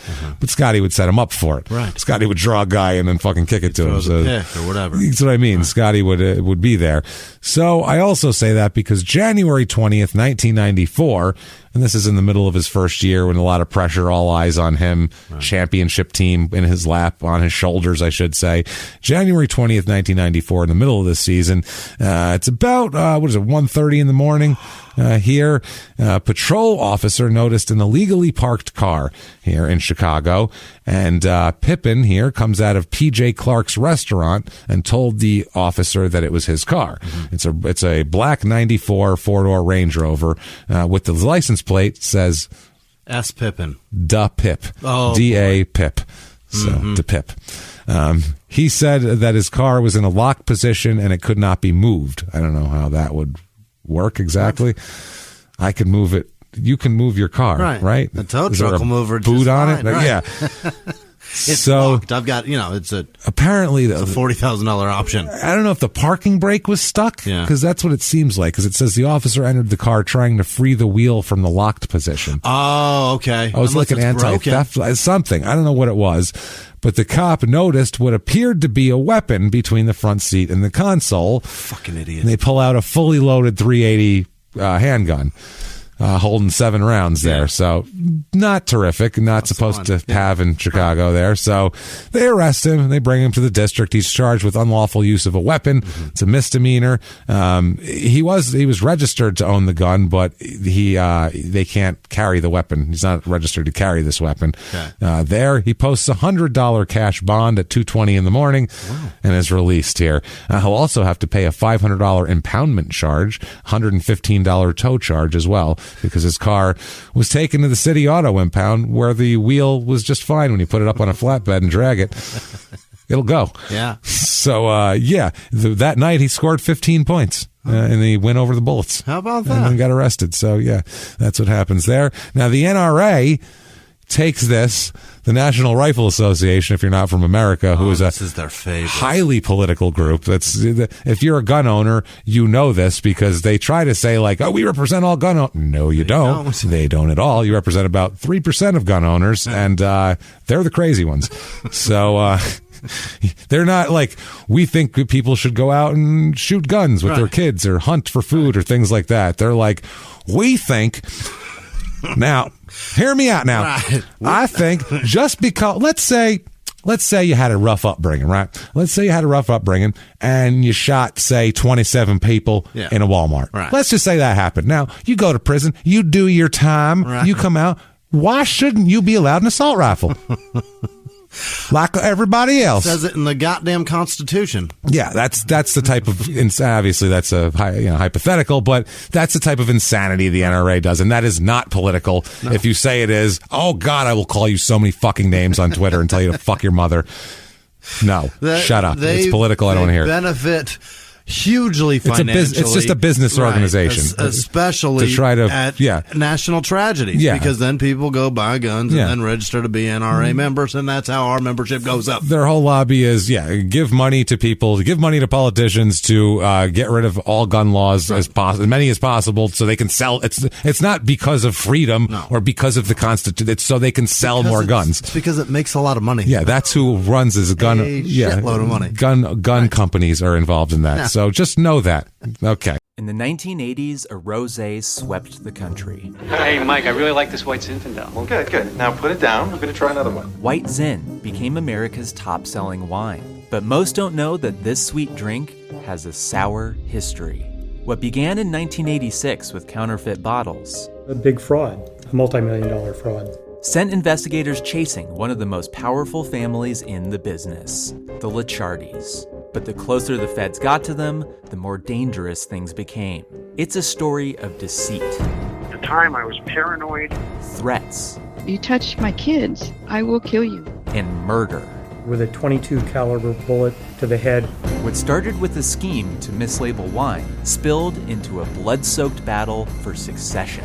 Welcome to Bloodvines. You can binge listen to Bloodvines exclusively and ad-free on Wondery Plus. Join Wondery Plus in the Wondery app, Apple Podcasts, or Spotify. He was hip-hop's biggest mogul, the man who redefined fame, fortune, and the music industry. The first male rapper to be honored on the Hollywood Walk of Fame, Sean Diddy Combs. Diddy built an empire and lived a life most people only dream about. Everybody know ain't no party like a Diddy party, so. Yeah, that's what's up. But just as quickly as his empire rose, it came crashing down. Today I'm announcing the unsealing of a 3-count indictment, charging Sean Combs with racketeering conspiracy, sex trafficking, interstate transportation for prostitution. I was up. I hit rock bottom, but I made no excuses. I'm disgusted. I'm so sorry. Until you're wearing an orange jumpsuit, it's not real. Now it's real. From his meteoric rise to his shocking fall from grace, from law and crime, this is the rise and fall of Diddy. Listen to the rise and fall of Diddy exclusively with Wondery Plus. So he says, though, it's not on the up and up. Todd Vandermeed later on, 20 years later, by the way, when trying to say how great that, people should be allowed to have guns, regular people, he brings up Scottie Pippen as an example 20 years later. He says, the question you have to go back to, are people like Scottie Pippen the kind of people we want to be putting in jail for 3 years? And it's the first time offender issue that they still haven't got their heads wrapped around. So he brings up that, what if they put Scottie Pippen in 3 years, in jail for 3 years? If he breaks a law, then sure, put him in jail for 3 years. Yeah, we'll talk about it. That charge ends up getting dismissed, the gun charge, because they end up calling it an illegal search because he wasn't in there searching the vehicle officially. He just saw it, but it was in plain sight. So loophole. That's when you have a good lawyer. Yeah. Shit happens like that. If you got caught with that, that would be I'm gonna go to jail. You're going to jail for 3 years or whatever the fucking fine or something. Yeah. So this 93-94 season, they do finish 55-27. Yeah. So he holds it together. First round, they sweep the Cavs in the playoffs and then lose to the Knicks in 7 games. Oh, no. That year. That was the year the Knicks lost to the Rockets because John Starks wouldn't stop shooting fucking 3-pointers, you little shitbag. But don't worry, you guys Starks, you bastard. To the best team in the NBA that year. Great. Pippen's also MVP of the All-Star game this year. Good for him. What he does also is he starts a big rumor about a trade that he's being traded. He later on admitted he started the rumor. Really? That he's being traded because he wanted a trade at this point. He was pissed. He wanted to go to the West Coast, and he was basically saying any West Coast team or Western Conference, he said that he fabricated a big deal that he was going to go to the Suns for Dan Marley and Wesley Person and a couple people like that. He did this. He did this because everybody knew that Jerry Krause, the GM, really liked Dan Marley. So that was believable. And so he did the whole thing though, just to he wanted out basically there. So this series against the Knicks, I don't know if you guys, this is the thing that kind of hurt his reputation. In game 3, Pippen refused to come into the game for the last 1.8 seconds. He was mad that the play that got drawn up wasn't a shot for him, so he said, I'm not going in. Unbelievable. And he sat there, and the last shot ended up going to Kukoc. But he fucking sat out with his arms crossed, pissed off about it, which really... it just hurt his. It was the opposite of what people thought of him as like an unselfish player, and he's like, "It's not my shot. Right. No, I'm not going in. It's my team." This is some little league shit. Like you don't do that in the conference finals. That's stupid. But he did it, and it hurt his rep a little bit. Like that's why. But he does make $3,075,000 that year. Okay. So good for him. 1994. He has twin daughters with a model girlfriend of his, Sonia Roby is her name. Twin daughters, Taylor and Tyler. Problem is, this is sad. 9 days after they're born, Tyler dies. Oh, no. Little Tyler dies. Yeah, little twin girls, and one of them dies, which is horribly sad. I can't imagine. That is fucking, that's crazy sad. That's like incalculably sad.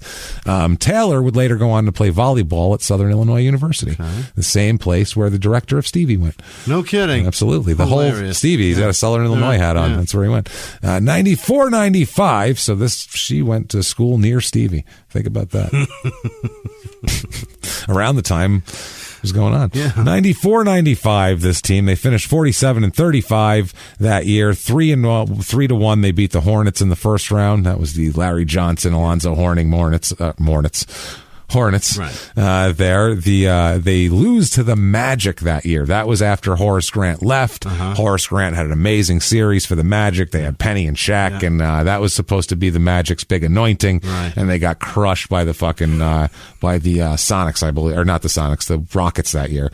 Because they were so depressing. They were rough.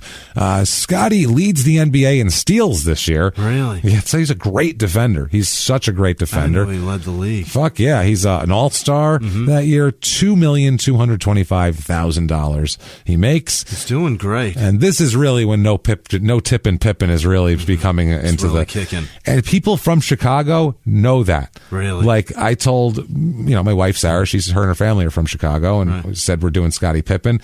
And she was on the phone with her dad, and she said, James is doing Scottie Pippen this week for Crime and Sports. Yeah. And she said, yeah, I remember no tipping Pippen. And he goes, oh man, I haven't heard that in so long. Wow, that's hilarious.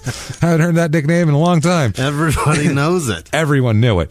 Charles Barkley says about Scottie Pippen, and Michael Jordan for that matter, quote, there's nobody cheaper than Scottie Pippen and Michael Jordan. Oh yeah, Jordan is cheap. I always give homeless people money, and he will always slap my hand and tell me if they can ask you for spare change, they can say, welcome to McDonald's, can I help you please? Which, you're Michael Jordan, dude. Michael Jordan is hawking McDonald's in the time when he's lecturing somebody. Yeah, he's like, by the way, I like your shoes, but I'd like to put you in a pair of these. Are you thirsty? Because I have some Gatorade. And how are your underwear fitting you? My Hanes, I think, will do better. Wow. Yeah. He even How tells cheap is that, people, though? go work at McDonald's because I sell for them. Dude, that is disgusting. That's horrible. Yeah. Like, he would hate me. Yeah. Because I'm always giving homeless people money, and he would fucking hate me. I will give a homeless man. I don't care. Granted, if it depends, but there are factors that play. There are into factors. It. But if I see the same guy on the same off ramp of the same freeway for 6 months with a sign that says stranded, no, you're not, motherfucker. If you're over 50, I'm giving you money. Yeah, because you don't belong out there. That's one thing. But also, level with me. What happened? What happened? How bad was it? Tell me a story. Earn $5. You want to be even more honest? Yeah. You want me to be even more honest? I don't even know how this will be interpreted. I will give black people money every fucking time. I won't give white homeless people shit unless they're like 60 years old. Why is that? I'm not saying it's right or wrong. Yeah. It might be considered some form of racism.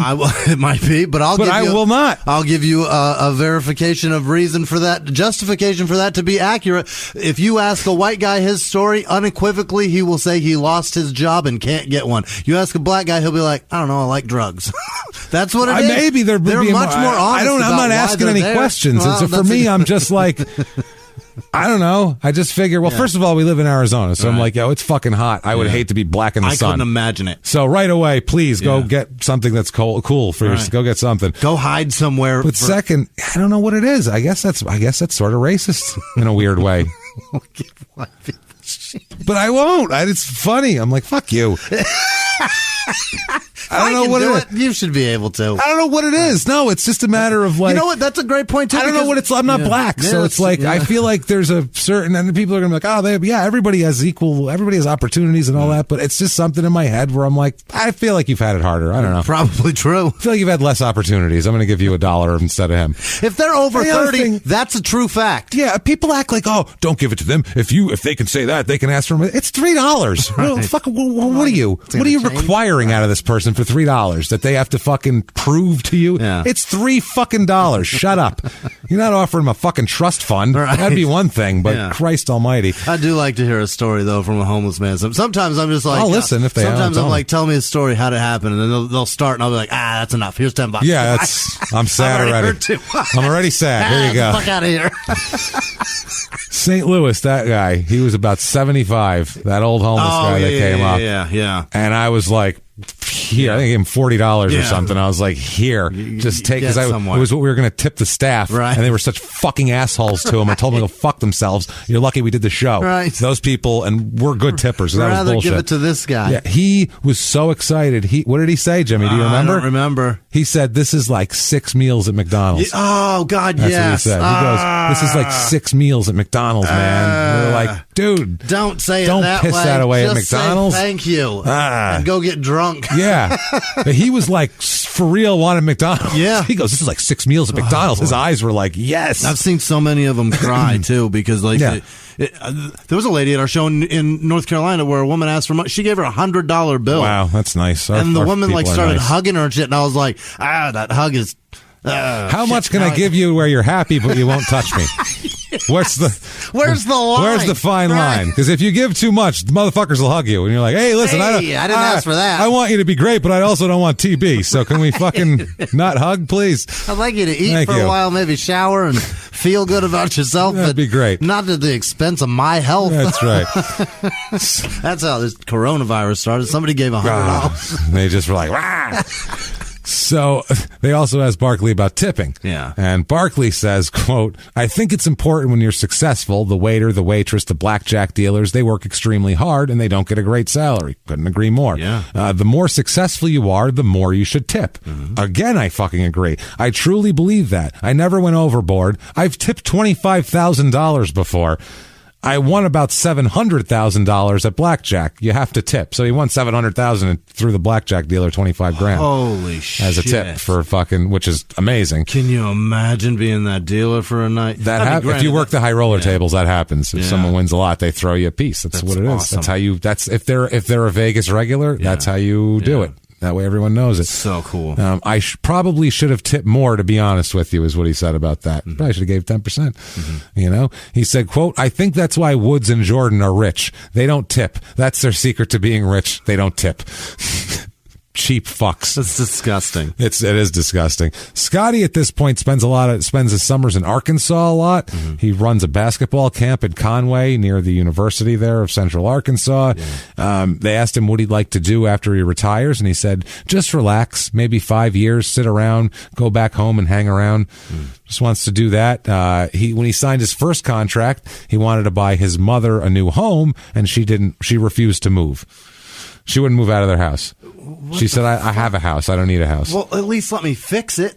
Nope. There's no way that place is nice. So what he did was he bought most of the land around their house and had a bunch of ditches covered up and landscaped the area and built several houses for family members. There you go. And created a neighborhood park. He built a subdivision. He called it Scottie Town, Arkansas. Yeah. He basically made a subdivision for his family. Yeah, for his family in rural Arkansas.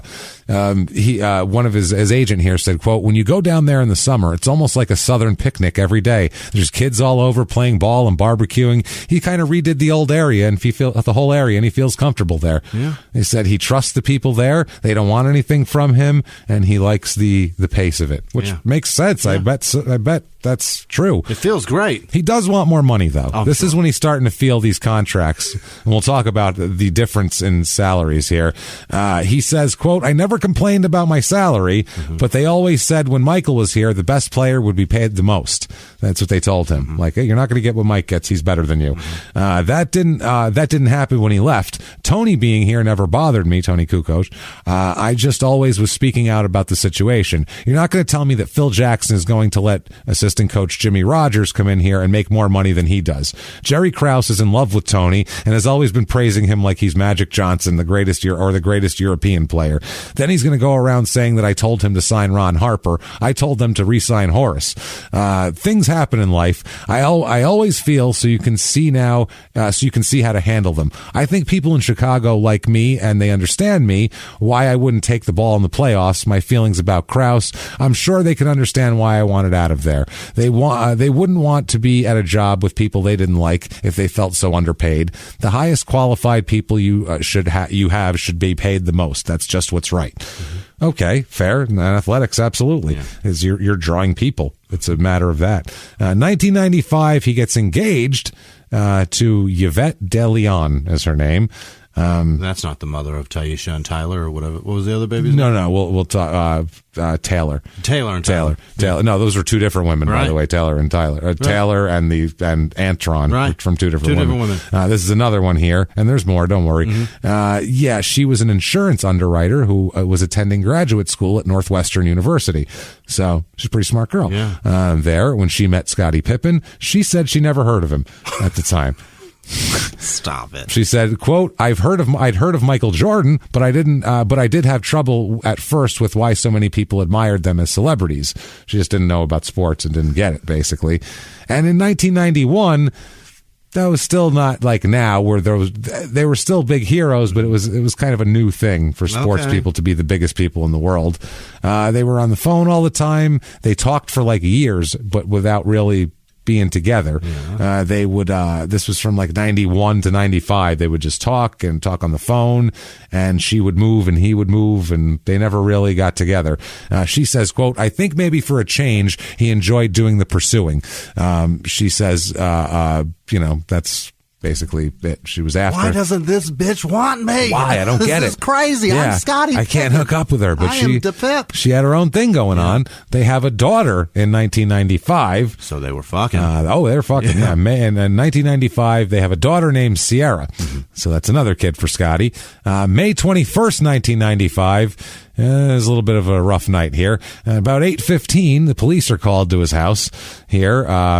He is charged with domestic battery after Yvette accuses him of grabbing her and pushing her into a car and hurting her like that. He's charged with that. He's charged with a simple battery as well. He posted a $100 bond on release because she didn't require medical attention. But she still had the cops called and came and drug away after he... I've never bounced a woman off a car. I never put my hands on a woman. So that's what I mean. I've never done that. No. So you can say it's not that big of a deal, but I've never done that. And I'm divorced. Yeah. You know what I mean? So are you. There were plenty of fights where I'm sure it would have felt great, but it's not a matter of something you can actually do. She slapped me awake. I didn't punch her that night. Yeah. I think that's the first time that I've ever had a certain inkling. Yeah. Like I should be able to fight back. If I'm slapped in the face, I don't even realize that it's a woman. I don't even know who just hit me. I'm just swinging back, and I didn't do it. Like Karen pointing the gun in Henry Hill's face. And, hey, Karen, it's all right. It's calm down. What are you doing? Punches it, hits her off. The fuck's wrong with you? I got enough to worry about on the street. I got to come home for this, Karen. Sorry. So, apparently his attorney, though, called it a, quote, mundane argument. Mm-hmm. Interesting. Where he pushed her. His attorney is Sheldon Zenner, added that the case wouldn't even have been noticed if Pippen weren't a media figure. It's ridiculous, he says. This is silly. It was in public, man. Yeah. But he says, quote, it was a very mundane, commonplace, silly kind of thing that couples argue about every day. They got angry and voices were raised. Let's see. Pippen went to the garage to cool off, and she tried to talk to him. That's when she says that Pippen pushed her. Apparently, Scottie says that she threatened to call the police, and Pippen said, "Go ahead," and that's what she did. And the lawyer also said, "quote Pippen's never done anything like this before. Has he ever argued with his fiance before? Yeah, I expect so, but there's never been an argument that's resulted in any kind of police interaction." Okay, but you bounced a woman off a car, and he doesn't even really deny that. No, he just says it's not a big deal. Go talk to the cops about it. Kind of a big deal. Yeah. I'm sorry, just as a character thing, don't bounce a woman off a car. You're probably much bigger than her. She's very much bigger than her. Right. Something tells me that Scottie wasn't like, I like a bigger woman. Right. We get like a 350. No, I doubt it. Something I can't bounce. Yeah, it tells me he likes tiny, skinny women. Yeah. So models, James. Yeah, who just had children, by the way. So May 24th, I said. I got between the two of them. 1995, Scottie is in court for paternity here. Scottie's been ordered to pay $10,000 to a former girlfriend over this. This is Sonia Roby, over the 1-year-old at that point, Taylor. DNA test, as Scottie was paying money and said he was the father, and then when they broke up, decided he wasn't the father anymore. The DNA test showed 99.9% probability that he is the father there. And the forehead on Taylor. Yeah, come on.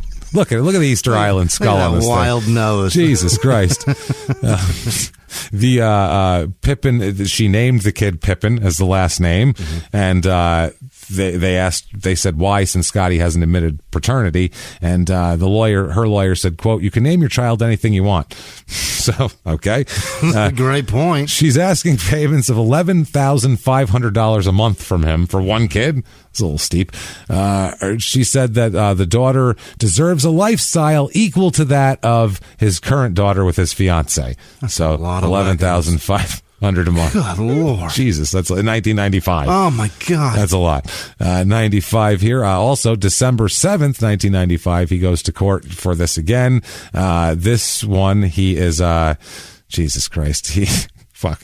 Okay, he's going to get it's $5,000 a month here in child support. This is to represent the Sierra child with the Yvette woman that broke up with him after he bounced her off a car. And she wants $5,000 a month. She wants $5,000 in child support. He initially disputed he was the father of the twins born there, and then it ended up that he is the twins.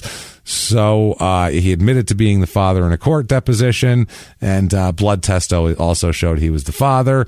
His attorney says, quote, "Scottie has admitted that he is the father, and it's just a matter of working out the details." They split up, like I said, after the domestic charges, which, by the way, ended up being dropped in July after De Leon, the woman, refused to testify against him. Yeah. So they ended up dropping She's trying to get child support. She's trying to get some amicable child support out of him. And she's like, I didn't press charges, and you're doing this shit, God damn it, making me take you to court. Right. She brought it up. So now he's got two paternities there, and also he has the other kid from Antron, from Karen. Whew, boy. Provision of the settlement between Roby and Pippen requires that its provisions remain confidential there. However, it includes a requirement that Pippen pay monthly child support to her until the child's 18 and deposit money in a trust fund on the child's behalf. So, yes. You're talking about, over 18 years, that's like $2 million. Oh, yeah. Kids don't cost that much. Watch your dick there, what pal. What the fuck? Right? 95-96, this is the 72-10 season the Bulls go. Oh, which the is big one. That's insane. Yeah. They sweep the Heat. They beat the shit out of the Knicks. They beat the Magic. They sweep them. All this for the Sonics to be the sacrificial lambs there. That was a fun Sonics teams, too. You had your Kemp and your, Kemp and Schrempf and Peyton. That was a fun one. He's an all-star that year, Scottie Pippen. And at the ceremony for this, I remember this very clearly, he was selected as one of the 50 greatest players in NBA history. Really? By the NBA. Yeah, they did their big top 50 all-time ceremony, and he is in there. In 95, he's in the top 50, I would say. That's a stretch today. It's tough. Yeah, it's a stretch then. Maybe he's like 46. Yeah. Oh, he's definitely not in the top 10 or anything. He's not in there, but he's damn good. He's certainly recognizable. He made $2,925,000 that year. Guy hasn't even made $15 million. Nope. He said, I really like Chicago. I couldn't have gone to a big city like New York, but in the suburbs, it's small, like in Chicago. I can go fix my car, get a sandwich at a place like the Hoagie Hut, quiet places where no one expects me to be. I've always wanted to be successful, something special, so I have to say this is the greatest thing to happen to me. I sometimes feel bad about it when you do get special privileges. Like when I call a restaurant, even if it's crowded, I get right in.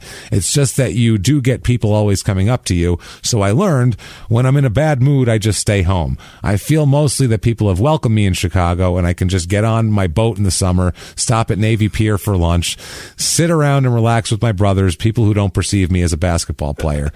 Yet I know that's how I'll be known. I feel I'm a complete player, and that's what I'm most proud of. But right now, I still feel like my future's on the bubble of being where I'm going to be, with what team doing what. But no matter what, I can deal with it. That's the way it's always been for me. Just deal with it and move on. What a statement. Jesus Christ. I'll just cruise around. Around the Navy Pier. Stop in on my boat. Have a Hoagie Hut. Do my thing. What the fuck are you talking about? Jesus Christ. What a lifestyle. So he settles in July 96 for Sierra's child support. Settles that deal. His lawyer says he's taking care of the child. He loves the child. He visits with the child on a regular basis. He's a good father. They're like, Scottie, it's worth more to you to pay and not look like a dick for endorsements. Basically, he said even that Pippen and De Leon aren't engaged anymore, but they're very amicable now as well. She withdrew the domestic battery charge. Everything's fine. Everybody's happy here. Now, 1996, he's on the Dream Team again. Yes. This is Dream Team 2, which is also a pretty goddamn... This gets overshadowed, but when you hear this lineup, you go, ooh, man. It's good. You add Michael Jordan to that. That's pretty similar. Barkley, Penny Hardaway, who's nasty, Grant Hill, Karl Malone, Reggie Miller, Shaq, Olajuwon, Gary Payton, Scottie Pippen, Mitch Richmond, David Robinson, John Stockton. And that's 96? That's 96. Where did that one go? Gold. Where at, though? Atlanta. Atlanta, that's right. Yeah, it's the Richard Jewell Olympics. Yeah, so... this is an amazing team. I mean, it doesn't have the killers like your Magic and your Bird and your Jordan, who are just, straight murderers out there. Pretty fucking good, though. Yeah. And they crush and win a gold medal, obviously. Scottie averages 11 a game. Also appears in ER that year. Really? In season 2. It's the episode's called Baby Shower. I don't know. I think he appeared as himself because ER set in Chicago. Oh. So maybe that would be. George Clooney kill him on accident doing surgery? I think he was a pediatrician in that show. Okay. Yeah, that's all I remember about it. Big-headed baby. I don't remember shit. Big-headed weird baby. I can't save your baby, Scottie. I'm sorry. Did George Clooney do a paternity test on him? I think he did. Let me swab your cheek there, champ. So, 96, 97, and this, by the way, last year and this year, Jordan's back. So that's why they're winning 72 games. This year, 69 and 13. They beat the Bullets, Hawks, and Heat in the playoffs and go on. This was a good series, too, against the Jazz in 6 games. It's a pretty good series because you had Stockton and Malone and then Jordan and Pippen. Those were like, you kind of always wanted them to meet and see what would happen. Stockton, Malone, Byron Russell. You had. This was a good he was team. The one that Jordan pushed off of. And this was a real good team. Yeah, Jordan was a dirty-ass player, too. Yeah. Everybody was, so that's fine. But he was just pretending he wasn't. Was there? Yeah, Hornacek was there. Antoine Carr was their center. Really? I remember. They had Ostertag. Was there? Yeah. No. That's Bryant Reeves. Oh, that's he played for the you're Grizzlies. Right. Ostertag's the other flat-topped white guy who can't play. Interchangeable. Interchangeable. Yeah. He's an all-star that year again. Makes $2,250,000. Definitely underpaid. Yeah. And we're going to get into that in a second here. This is the season where everybody's talking about this is going to be the last year of Chicago. The next year, 97, 98. Going to be the last year. And this is the year Pippen had purposely delayed off-season surgery so his summer wouldn't be fucked up by rehab. He's literally said, I'm not letting it fuck up my summer. It was his knee, right? Yeah. So it pushed it, but it also made it so he couldn't play in the beginning of the season. Yeah. So that's the type of stuff where Pippen got a bad reputation. And apparently it stirred an effort by Jerry Krause, the GM, to trade Scottie Pippen, who then said he wanted to be traded as well. So you want to trade me? I want to trade you. You can't trade me. You can trade you all. Right. Trade this whole team. Did he go to Portland? We'll talk here. Okay. He gets married that year to Larsa Yunnan, and Larsa ends up being on Real Housewives of Beverly Hills and being like really good friends with Kim Kardashian. Really? She's known for she's known for that. Now, interesting here. He doesn't get any contract renegotiation, but he ends up coming back anyway for 97, 98, where they beat the Nets, the Hornets, and the Pacers in the playoffs, and then beat the Jazz 4-2 in the finals. Again, same series pretty much. Makes $2,775,000. Not bad. Still underpaid. 97, 98, that's ridiculous. That's the end of your life, too, really. Yeah. I mean... Well, here's the thing. Here is the salaries of other people that year. Michael Jordan's salary is number one in the league, $33,140,000. Pippen made 2.7. Yeah. Oh, Jesus. I mean, he's better than him, but he's not 15 times better than him. No. Like, that's silly. You know what I'm saying? And without him, it's not the same. It's right. Yeah. Patrick Ewing is number 2 with $20,500,000. So this isn't guys making $6 million and he's making $2 million. Guys are making tens of millions of dollars and he is making under 3. The disparity between 1 and 2 is $10 million. Oh, Horace Grant, who went to Orlando, $14,285,714. That's number 3 in the league? Number 3 in the league. Wow. Shaq is 4, because that's when Shaq went and signed with the Lakers for big money because he was pissed that Ho Grant made more money than him.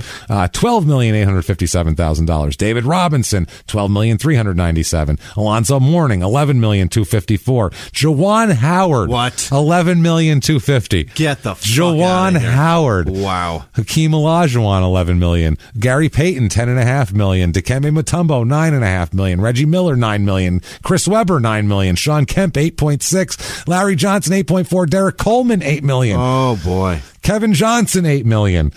And he was fucking not great anymore. Is that the highest paid Suns player? Probably at the $8 time. $8 million? Latrell Sprewell, $7.7 million. Penny Hardaway, $7.5. Eldon Campbell, $7 million. So I mean, we're going to get into guys that he is way, but Danny Manning, $6.8. Allen Houston, $6 million. Robert Horry, $6 million. A fucking sixth man. Yeah. Jesus Christ. Sean Bradley, Grant Hill, Otis Thorpe, Glenn Robinson, Clyde Drexler, Steve Smith, Sean Elliott, Dale Davis, Jason Kidd, Karl Malone, John Starks, AC Green, Christian fucking Leitner. AC Green is making more money than Scottie Pippen. Christian Leitner makes $5 million. Kenny Anderson, John Stockton. How about that? Christian Leitner, and it's not even close. Not even close. John Stockton only made $5 million. Like I said, he was the most underpaid. Brian Grant, Vlade Divac. Tim Hardaway, Glenn Rice, Harvey Grant, Jim Jackson, Charles Smith, Tony Kukoc, Ron fucking Harper's making more than him. He can't even say what he makes. John Hot Rod Williams makes more than him. Unbelievable. Antonio Davis, Dennis Rodman, Jamal Mashburn, Kendall Gill, Sherman Douglas, Billy Owens, Isaiah Ryder, Jeff Hornacek is making more than him. Tyrone Hill, Mark Price, Vin Baker, Bison Dele, Bryant Stith, Ronnie Cycli, Nick Anderson, Rick Smits, Danny Ferry, Danielle Marshall, PJ Brown, Walt Williams, Stanley Roberts, Brian Shaw, Lionel Cummings, Del Curry, Steph's dad, Chris fucking Gatling, LaFonso Ellis, Olden Polonies, Calbert Cheney, Jim McIlvain. Sounds like a NASCAR driver. He looks like a big, tall, white goof. Yeah. Derek McKee, Stoigo Veronica. I can't remember how to pronounce that guy's name. No, no, it's not that guy. It's Verankovic or some shit. Bobby Hurley. Sure, Bobby Hurley. Yeah, white chocolate. He was that's Jason Williams. Bobby Hurley was same guy. Barely put together again from a fucking horrible car accident. The two of them were interchangeable. Yeah, except Jason Williams turned out to be better because Bobby Hurley got in a horrible car accident. Hurley's a coach now. Sharon Wright, Nate McMillan, Wes Pearson, D. Brown, Anthony Mason, Rod Strickland, Dana Barrow, Sam Perkins, Loy Vaught, Detlef Schrempf, fucking Ken Norman, Mahmoud Abdul Rauf, Robert Pack, Mark Jackson, Luke Longley. Robert Pack made Luke more money. Longley, Joe Smith, Allen Iverson, Hersey Hawkins, Chris fucking Childs.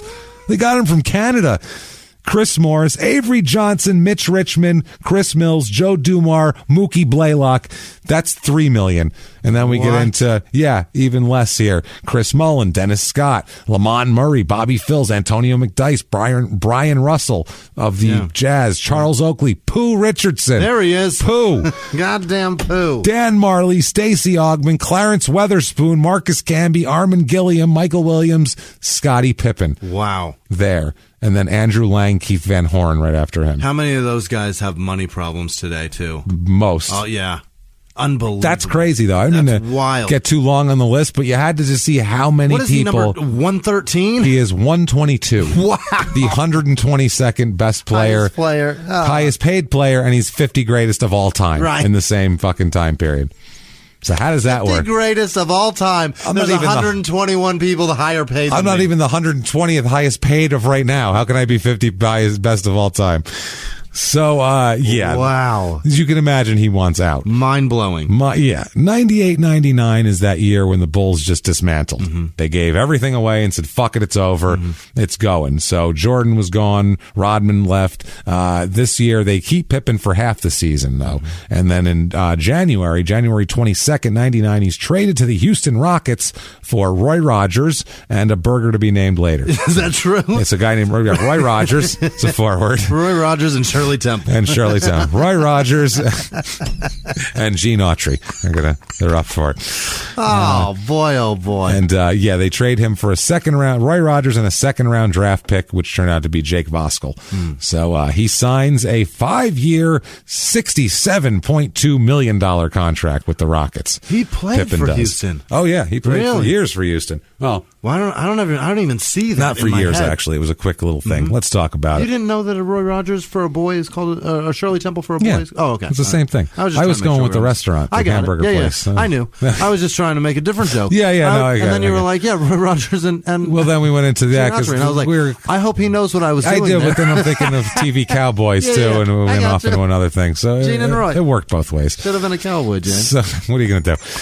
So 98-99 Rockets are 31-19. That's the strike shortened season as well there. So, they lose in the first round to the Lakers in the playoffs. Scottie, though, he makes $11 million. So he's like, I'm cool as fuck. To play 50 games? Hell I'm out. yeah. That's as much as I've made in 5 years. So great.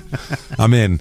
April 22nd, 1999. It's about 1:30 in the morning. Yeah. And, he is apparently runs a red light, and he is stopped, and they have to call in the DWI task force for him because they suspect that he's drunk.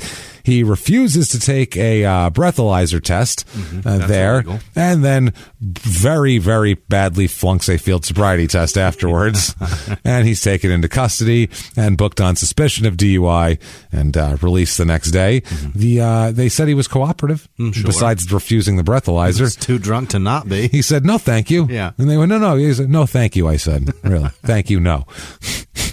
He said the Rocket spokesperson, their silver-haired middle-aged white man, Tim Frank, he said, I don't have any kind of information about any trouble at all. All I can tell you is that he was arrested. I've not seen any of the documentation on this, so I prefer not to comment. He said, I think we need to get all the facts before we start looking at team policy. Sure. Barkley at the time said, quote, because he was on this Rockets team. He was. They had Scottie, Barkley, and Olajuwon on this team. That's awesome. All like the end of their careers, but still to go see that would be like, let's go see so 3 Hall of Famers on the same team. He says, Scottie is my teammate, and I'm behind him 100%. I'm sure he wasn't as shit-faced as I am when I drive most of the time, so it's fine. At least there wasn't a hooker blowing him. He didn't say that. He said, I'm behind him 100%. This is not Armageddon. It happened. Scottie Pippen probably wasn't the only person stopped last night. Scottie is a role model. If all the kids grew up to be like Scottie, the world would be a better place. Wow. Okay. That's what he says. Tune now, huh? Fuck that. Yeah, he says, Scottie is a role model. I'm not, but he is. Listen to him is what he says. It's not Armageddon. Right. Jesus Christ. Scottie says, quote, I was not intoxicated when arrested after the game last night, and I'm confident the evidence will support me in the end. He says, no further comment. You can ask my lawyer if you need anything else. Coach Tom Janovich said, I'm hoping it wouldn't be a distraction. We're not trying to make any assumptions. It would be unfair to comment when nothing's been established. I'm sort of used to unexpected things happening. You just try not to lose your composure. Speaking of unexpected things, Mazda, he is doing ads for Houston area Mazda dealerships. Really? And they pull his ads off the TV once he gets arrested until it's resolved. They had ads. Car's a great car to drive when you're drunk. It's got a good feature. Swerve away from people. Yeah. You won't hit them. Because you're not going to see them with one eye closed. When you leave the turn signal on too long, this one makes noise till you turn it off. So Scottie's pissed. Yeah. It's like everybody's judging me now. I'm sitting, this is fucked up. Like, I come here, now I'm the center point? What the fuck, man? It could have been just Jordan gambled on some golf, and that was a big story, and everybody left me alone. Now this shit's happening. This is bullshit. I'm not happy about it. He literally is like, I'm not going outside. You people can kiss my ass. I'm not going to go out. Remember he said he likes to go to quiet places and shit? He's beyond that now. So he's like, fuck it. I'm going to stay home. I don't care. I'll make my house look nice. That's all I give a shit about now. I'm going to be comfortable in my own home. And he does. He's sitting there. He's indoors. He stays indoors. He wants to stay out of trouble. He's weird, too, because he likes to spend money. And so he decides he's going to completely redo his home. And he hires someone to help him out. And it's Dexter Manley. Of course it is. Interior decorator from New York City. And he says,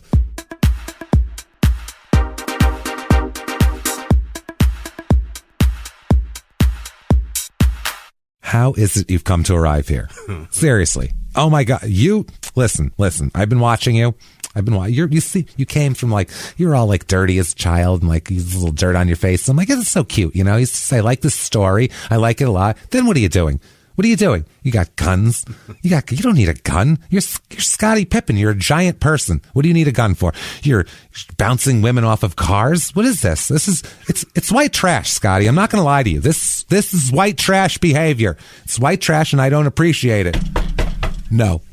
You're not coming in. You're not. Just tell him I'm interested. He's 6'8". He could have more growing left in him. He could be 7'4" by the time he's done. He's from Arkansas. He could be a hillbilly. It's perfect. Just ask him to try on these overalls. Vince, I'm not. He's not putting them on, Vince. He's said no. He's not interested. Just ask him to take his shirt off and stand in front of the window. I don't have to come in. Vince, no. I'm done. I'm sorry, Scottie. You're white trash. I'm sorry about this, though. You know what? I'll give you my quote, and I'll come back another time. I'm sorry. Very sorry. Poof. And in a poof of purple glitter and feathered boas, he's gone. And Scottie is very, very confused. And he's like, is he going to do my shit or what? I could use it. So, October 2nd, 1999, the Rockets don't like what this has given his reputation in Houston. They trade him to the Trailblazers for Stacey Augmon. Listen to this. Scottie Pippen from the Rockets goes for Stacey Augmon, Kelvin Cato, Ed Gray, Carlos Rogers, Brian Shaw, and Walt Williams. Half a team. Jeez. 6 players. Yeah. That's insane. A bunch of salary cap clearances, basically. 1999-2000 with the Blazers, 59-23. That team finishes. They do well, though. They go, they beat the Wolves in the playoffs. They beat the Jazz in the playoffs. And then in the Western Conference Finals, they lose in 7 games. To who? To the Lakers. Oh, that was the Kobe Shaq Lakers. Wow. But I mean, 7 games. That was close. Yeah. It was really close. Cliff Robinson still there and Rod Strickland and shit like that? I don't think it was Rod Strickland. Who the hell would have been there? Oh, Christ, on the Blazers at that time. That was the transitional. I can only see Scottie Pippen. Cliff Robinson was the Suns then. Yeah. He was getting arrested here. Yeah. And then shipped out. Jesus, I can't even think, but it was a garbage-ass team. It was decent, apparently. Decent enough, yeah. He does make $14,795,642 that year. Laugh to the bank. Boom, he's going to laugh. 2001, November 10th, 2000, son is born. What? Scottie Jr. You betcha. He had to do it. It's with the Y, too, so it's definitely Scottie Jr., which he also spells it I-E the same way. So 2000-2001 with the Blazers, they're 50-32. They get swept in the first round by the Lakers in the playoffs, though. Scottie doesn't care because he made $13,750,000 that year. Feeling fine. Yeah. 2001-2002 Blazers, 49-33. Maurice Cheeks is the head coach there. They again get swept by the Lakers in the first round of the playoffs. But Scottie, what does he make this year? $18,083,564. In 3 years, he has made $50 million. Way more than he made his whole career. Wow. As a Bull. He is paying child support like a motherfucker. Man, he can. Yeah. He's like, the ends are meeting like a motherfucker. And they're Eddie overlapping. Murphy, Johnny Carson. Yeah, you got $300 million, ends are meeting like a motherfucker. So 2002, he has a son again. Mm-hmm. A son is born, Preston, after his dad. Oh, so that's nice. That was nice. To get him in first and then his dad. I'll name one after me first, then you. First Antron. That's important to me. Yeah. Then this, then you. I gotta get one that never, ever happened, ever. Antron sounds right. He never named his daughters after his mom, though. No Ethels running around. Oh. No Ethel Pippins running around. So 2002-2003 with Portland, they're 50-32. This time they lose in the first round again to the Mavs this time. This is when I walked away, I think. Yeah, after post-strike. I don't see the Blazers being in the playoffs 3 years in a row. They were there. I mean, everyone's in the playoffs in the NBA, though. If you're at 500, you're making the playoffs. There's so 16 of them. If you lose in the first round, you're garbage. Mm-hmm. Yeah, that's half the league, more than half the league. Mm-hmm. He makes, though, brace yourself, Jimmy, $19,727,524. He loves Portland. Fuck, he loves Portland. Portland's a chill place, too. To make $20 million a year in Portland, to have $80 million over 4 years in Portland, Oregon. Fantastic. Oh, Jesus, everything's Sign me so up. cheap. It's wonderful. Back then, this is before it blew up. Yeah. July 20th, 2003, his contract is up with Portland, and he signs as a free agent with Chicago Bulls. Really? Back home. Just to retire? Going back home. No, plays the 2003-2004 season there. They go 23-59. Once that was over, the Bulls were wretched for 10 years. That's right. They were so fucking bad. It took till they got Rose back. It took Derrick Rose till they got anything. Wow. Yeah, it was bad, man. They were so bad. Not good here. No playoffs. This is the first time I can remember Pippen not making the playoffs in the season. I think this is the first time in his whole career. Poor bastard. But he makes $4,917,000. Okay. So that's not terrible. Now, the 2004-2005 season, he was still trying to play, but he's contracted through that year. But he is waived by the Chicago Bulls on November 4th, which is probably right before opening day. He's waived by the Bulls, and that's a career for Scottie, which still not too bad. He played in 1,178 career games, which is amazing. 16.1 points a game, 6.4 rebounds, 5.2 assists. Damn fine, and averages 2 steals a game in his career. Pretty good. Not too shabby. Also 0.8 blocks. Yeah. So damn good. His assist total of 6,135, 5.2 a game, is pretty good, and it is 23rd all-time among players when he retired. So not too shabby. He has 21 triple-doubles in his career. 17 regular season, 4 playoff. Dude can play. That's great. And that's with Jordan fucking hogging all the ball. Jordan is known, and rightfully so, he'd say it himself, he's the biggest ball hog in the history of basketball. If you can get a triple-double next to him, that's pretty good. That's not too goddamn shabby.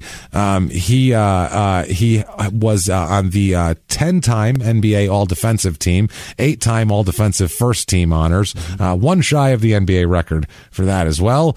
And he made $5,408,700 for doing nothing that year for training camp. So awesome. Total money in his career, $109,957,430. That'll do. I think Jordan made about 99 in his career, but that's obviously a pittance. Plenty to the rest of what he made. He is also on the Bleacher Report. BleacherReport.com did a list of the 9 most financially irresponsible NBA players ever, and Pippen was number 3. Which I don't think is fair. I think they put him up too high. He's not as bad as some of the guys that were on this list. They're probably only doing that just also, too, because he spent a lot of money at the beginning, probably. He wasn't making a lot. No, well, he bought a broken jet. He's famous for... Really? He's famous for dumb shit, like financial people stealing his money, buying a broken jet, dumb shit like that. But in lawsuits, he always gets it back. Yeah. So it's not that bad. So that's what happened there. January of 2005 here, he files a lawsuit against the law firm who recommended his financial advisor.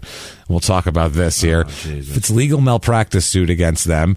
Here, he said he lost millions of dollars through questionable investments. It's he says they're negligent. He says he was completely faked out by his trusted legal advisors, whose conflicts and incompetence have cost Scottie and his family millions of dollars, is what the lawsuit says.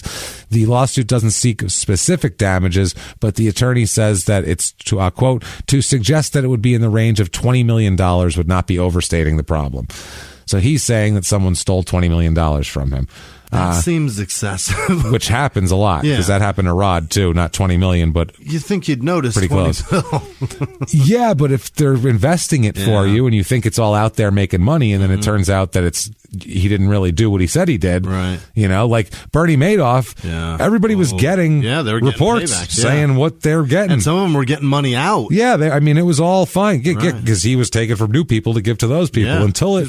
Literally robbing Peter and paying Paul. Until you run out of Peters, you got, you're fine with Pauls. And after a while, there's not enough Peters and too many Pauls, and you're shit out of luck. So the law firm who he's suing, they call the suit, quote, totally meritless. And they said, quote, there is no basis in fact or law for these allegations, and we intend to vigorously defend against them. Apparently, Pippen had just won an $11.8 million judgment against the financial advisor, and he alleged he invested $7 million into real estate adventures with a developer that filed for bankruptcy protection. This Lunn, who's the financial advisor, also failed to disclose his extensive business relationships with the developer of that. So basically, he was doing like insider investing kind of a thing with other people's money. Pippen also alleges he lost $1.7 million in a poorly structured deal to invest in a small jet. Basically, which we'll talk about too. London and his company handled $17.5 million of Pippen's money. So he's got some beef there. 2005, he also has another son. Son Justin is born, so now he's got a Justin too. This is like kid number 7. He's got a lot of kids. This 6, I lot. think. December 2005, the Bulls retire his number. Really? Retire number 33. They play against the Lakers that night, and that night they have Pippen, Phil Jackson, Michael Jordan, Dennis Rodman, and Horace Grant all there for the ceremony. That's cool. His number 33. They only have a few. It's Scottie Pippen 33, Michael Jordan 23, Bob Love 10, and Jerry Sloan number 4. That's the only ones they've retired? Only retired numbers there. Because the Bulls were shit before Michael Jordan. They were a crappy franchise before Jordan. So that's it. That's all. I can see him retiring Rodman. He was 91. He was only there for a couple of years, though, too. Just 4 years or something. Nobody would give a fuck about that. No one ever wants 91. Nobody's going to ever wear that. No, he only got it because it was weird. Right. So, well, he got it because his number was 10, but B.J. Armstrong he's a 9 and 1. Right. And plus, it was weird. Yeah. He could have bizarre. been, because he was 73 somewhere else, too, Dallas or something. He was 73, I think. He's weird as shit. He just likes dumb shit. Yeah, he's a dumb. He wants attention. Yeah. Hey, who's that idiot wearing 73 with Who the bright fucking green hair? 73. Must be him. Besides a defensive lineman, nobody. So, Christ. 2007, Scottie wants to attempt to make an NBA comeback, he says, which doesn't. What? It's your no. What are you doing? It's no, just no. Calm down, Scottie. You're 42. It's over. The word retired is attached to you in so many different ways. Your number, years. It's over. He said he wants to play for a championship contender and get that 7th ring because he's a 6-time champion. He said he spent the winter working out in Fort Lauderdale and he's ready to go. Dwayne Wade, who the Heat had won the championship the year before, he said that he would love the idea of Pippen being on the team. He said, quote, "I'm already playing with Gary Payton and Shaq, 2 guys I used to play with on video games. To add Scottie Pippen to that mix would be crazy." Yeah. That's a fucking insult, though. That's how old they are. When I was 12, I played with these guys. I was 12. And now I'm dribbling the ball next to him. Isn't it it's neat? Wild. 2007. And in a minute, Grant Hill's coming down here. Hey, look at this. He's all broken down, too. Let's get him in the mix. So 2007, there's a court ruling. Scottie Pippen must pay a bank more than $5 million in a breach of contract lawsuit involving a loan for a jet. This is the jet thing. Yeah. This is where he lost a bunch of money here. I guess this is upholding a ruling where a judge found that Pippen owed U.S. Bank just over $5 million, which is the principal, interest, and attorney's fees. Pippen was taking so many charter flights that a pilot convinced him in 2001 that he should just buy his own plane. Why are you doing all this? Buy your own plane. Pippen and his wife Larsa formed a company called Air Pip, and Jesus Christ, and borrowed $4.375 million from an aircraft finance company, and U.S. Bank but later bought the note and sued the Pippins for the money here. He acknowledged signing a promissory note with a personal guarantee. However, it's never been made clear whether he ever got to even use this jet. It was a Grumman Gulfstream 2. That doesn't matter if you use it. I don't think it matters if you borrowed money for it. So the location and condition of the plane is dependent on who you talk to. Again, I don't know. That's what his attorney says. Pippen sued a Chicago law firm like that was the last one he did here. So he's got to pay back money to a bank now. If I go to a dealership and be like, I'm going to need that car, I'm going to get a loan. Yeah. And then I don't buy it or I don't use it. Hey, listen, I barely drive the thing. It's been in my garage for 10 years. I mean, I don't have to pay for it. Right? It's fine. Jesus Christ. Are you fucking mind, Scotty? Stupid, man. January 2008, he does make a professional comeback here. Not in the NBA, though. He does a tour of Scandinavia and plays 2 games for a top Finnish league team, Torpan Pojat, and a top Swedish league team, Sundsvall. They sound He terrifying. played for Torpan Pojat, Jimmy. Don't you have that jersey, the Torpan Pojat Pippen? Yeah. It's pretty hot. In his first game on January 4th, he scored 12 points in Topat's win, or Pojat's win, over whatever. He registered 9 points and 9 rebounds in another game there. And in the third game of the tour, he had 21 points, 12 rebounds, 6 assists, and 2 steals in 30 minutes. I feel like I could do that too. Yeah. It's those guys? The Sunval Dragons in a win over the Acropole of Rinkeby. It's a Finnish team. I don't know. They're not Everyone's blonde. Yeah, they're not good. Pass to Sven. Right. I don't think so. They did pay him, the Dragons, the last team, paid him $66,000 for his appearance. Okay, that's not bad. 2008... I don't know. Is that good? He made the same money as like a mid-level manager of like a cable company. Yeah, for a yearly salary, but he made. Yeah, it seems like they pay him more for the attention. I don't know. Why would he bother going? Right? Why did you bother for $66,000? He doesn't need $66,000. It doesn't seem like, or maybe he does. He's got to pay back $5 million. No, maybe it's just that fucking the attention he needs. He wants to play ball. Maybe he wants to show he can still play. Yeah. He thought maybe that would help. 2008, he has another daughter here. Sophia is born here. 2009, he appears in a movie, Midgets versus Mascots. Shut the fuck up. I don't know what the fuck that is. But Really? He's in that. Yeah, he's in that movie. Midgets versus Mascots. You sure that's not a porno? No, that's like a. I think it's like a dumb comedy, like a direct-to-video. Oh, comedy. it's dumb. Midgets versus Mascots. I would say so. In what year? 2009. 2009. Sounds He's like in a 89. Movie, he's in a movie with the title. A word in the title is midgets. Yeah, you could still say midget up until like 6 years ago. That was an acceptable. Scottie Pippen signed on to a movie. Yeah. The word midget. What else has he got going on? He's going to Scandinavia. What the fuck's he going to do? I wonder if they probably paid him more than $66,000. My God, he wants attention so bad. He really does. Well, he's back in court getting attention in 2010 when a court awards him $2 million in a lawsuit over the malpractice concerning a jet he purchased. This fucking jet. Jesus Christ. It's a problem. Apparently he bought it for $4 million in 2002, shortly after it was grounded because of a missed inspection that required over $1 million in engine repairs. Whoa. It's expensive to own a plane. Jesus Christ. I don't want anything to do with that. I don't want no part of that. Feels like a lot of mill to fix that. Oh, really? So set it on fire and then call the insurance company, right? What are we doing? That's the answer, right? Right? Just blow it up? Do you have anybody with a death wish? Maybe fly it into the fucking Atlantic? I don't give a shit. Suicidal? Anybody? Anybody can get off the ground, but is it still kind of sad? Can we sell it to Al-Qaeda is my question. Plunge this fucking thing into an ocean. That'd be great. So $1 million.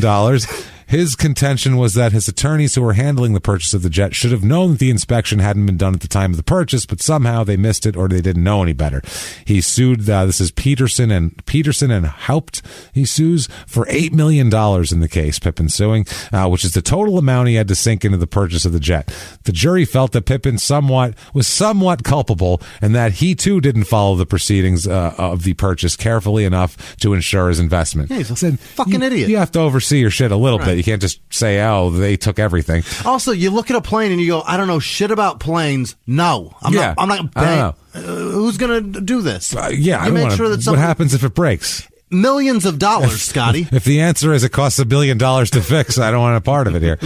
So, 2010, he is elected to the Naismith Memorial Basketball Hall of Fame. Really? So he's a Hall of Famer. Obviously, he's a 92-96 Dream Teamer, 2 gold medals, 6 championships, defensive. It's hard to argue. He's a fucking Hall of Famer, period. Yeah. He returns as well to the Bulls on July 15th, 2010 as a team ambassador. So they hire him to wear a Bulls shirt. Movies, right. Yeah.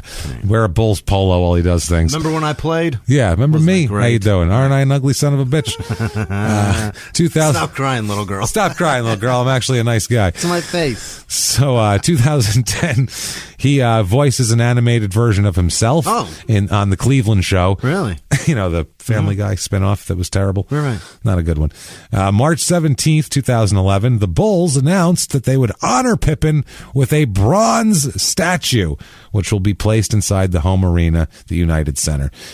He said, quote, "Words can't really express my feelings. It's something that you dream of as a kid, but you never foresee those childhood fantasies becoming reality." He said, "You see statues of individuals who have done great things with their life and made their mark on history. But as a basketball player, you never really think about arriving at this point. It's an amazing honor for the Chicago Bulls to do this for me." They unveiled the statue on April 7th, 2011, during a game against the Celtics. And kids cried for months. And they're, oh, God. Hopefully they made him a little less. Do they just do it neck down? That would be rad. That would be great. 33, looking all strong. Neck veins. Yeah, neck veins. No face. Not that weird cheek thing he's got going on. Get rid of that. So, May 27, 2011, here, he gets shit for saying that he thinks that LeBron might be a better player than Michael Jordan. It was during the finals that LeBron was in.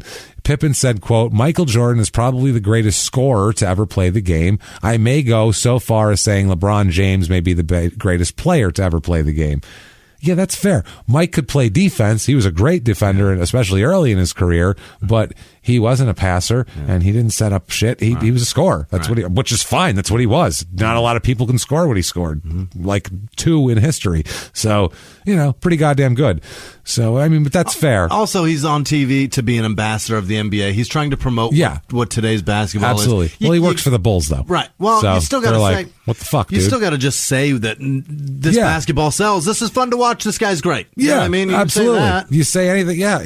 Horace Grant got mad at him. Horace Grant said, "Wow, Pippen's my man and will always be close, but I totally disagree. LeBron is going to be one of the top players to ever play the game, but Michael Jeffrey Jordan, who we bumped heads at times, I think is the best player I've ever seen." My word. Fair how enough. much does Horace Grant want to suck his cock? He put his middle name in it. Tickling the taint there. Now, Pippen later on clarified. He said, "No, I did not say I would take LeBron over Michael. The reality is you need to go back and figure out what I said." So just shut up and don't say things. 2011, Larsa, who is his wife, is appearing on the Real Housewives of Miami season 1. Wow. Also on Keeping Up with the Kardashians as well. God damn it. Because she's friends with Kim. So she's turning into a reality show impresario here. December 15th, 2011, Scottie sues the media. I'm talking sues everybody. Yeah. He sues CBS, NBC Universal, Comcast. Oh. He sues the student paper of the University of Tampa. What? He sues the ASU legal paper department. Walter he sues Cronkite? Everybody. Yeah. That's basically... For Tampa, it's called the Minaret, their student paper that nobody sees. And on page 18, they ran a story from a local paper about articles. It's an article about athletes who've gone broke.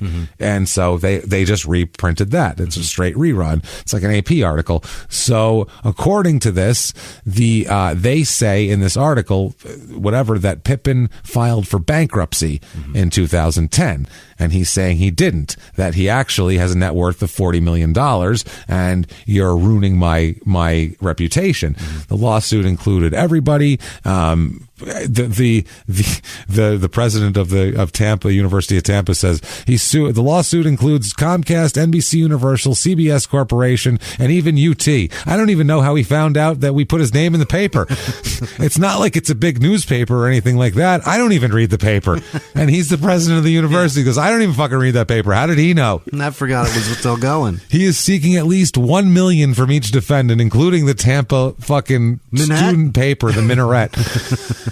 The student paper says they print about 2,000 copies a week and have about 7,000 online subscribers. That has some wondering of how much damage the UT story could actually do. I have more reach with my Twitter account. By far, yeah. I could get more people in a heartbeat. The president of the university there said, quote, "I doubt that's had any real impact on him. 9,000 people who went to the University of Tampa only. It's not like regular people are reading that." They went to the University of Tampa. They barely know, at that point, they barely know who he is. They do. So the lawsuit claims the bankruptcy reports have caused Pippen's offers for personal appearances and endorsements to dwindle. And the judge said he'd like to see more facts to back that up. Judge says, quote, "My guess is that the lawyers probably did a Google search for Scottie Pippen in bankruptcy, and they pulled up every article they could find," which makes sense here. Sounds like. So 2012, he's suing Christian Laettner. Because he's too white. Suing Chris, I don't like your whiteness. Yeah. He says no. He's suing Christian Laettner's being sued for $30 million by several professional athletes. For what? Including Sean Merriman, Scottie Pippen, all sorts of people. Sean Merriman doesn't even play the same sport. No, but he invested in a real estate company. Laettner's even suing his own real estate company, Blue Devil Ventures, for $10 million. Sure. Laettner's gone before federal judges numerous times asking for extensions and shit like that to settle his debts that were relating to this one project. In April 2015, he was foreclosed upon for his $3.65 million mansion that he owned in Florida. This is Laettner, not Pippen. Is Christian Laettner broke? Oh, he's fucked. He's more than broke. He's in serious debt. They did a West Village, they called it, there in Durham in 1999. It drew high profile players from all sorts of sports to invest in it. But they sunk money into this because it's Durham, Duke, it works.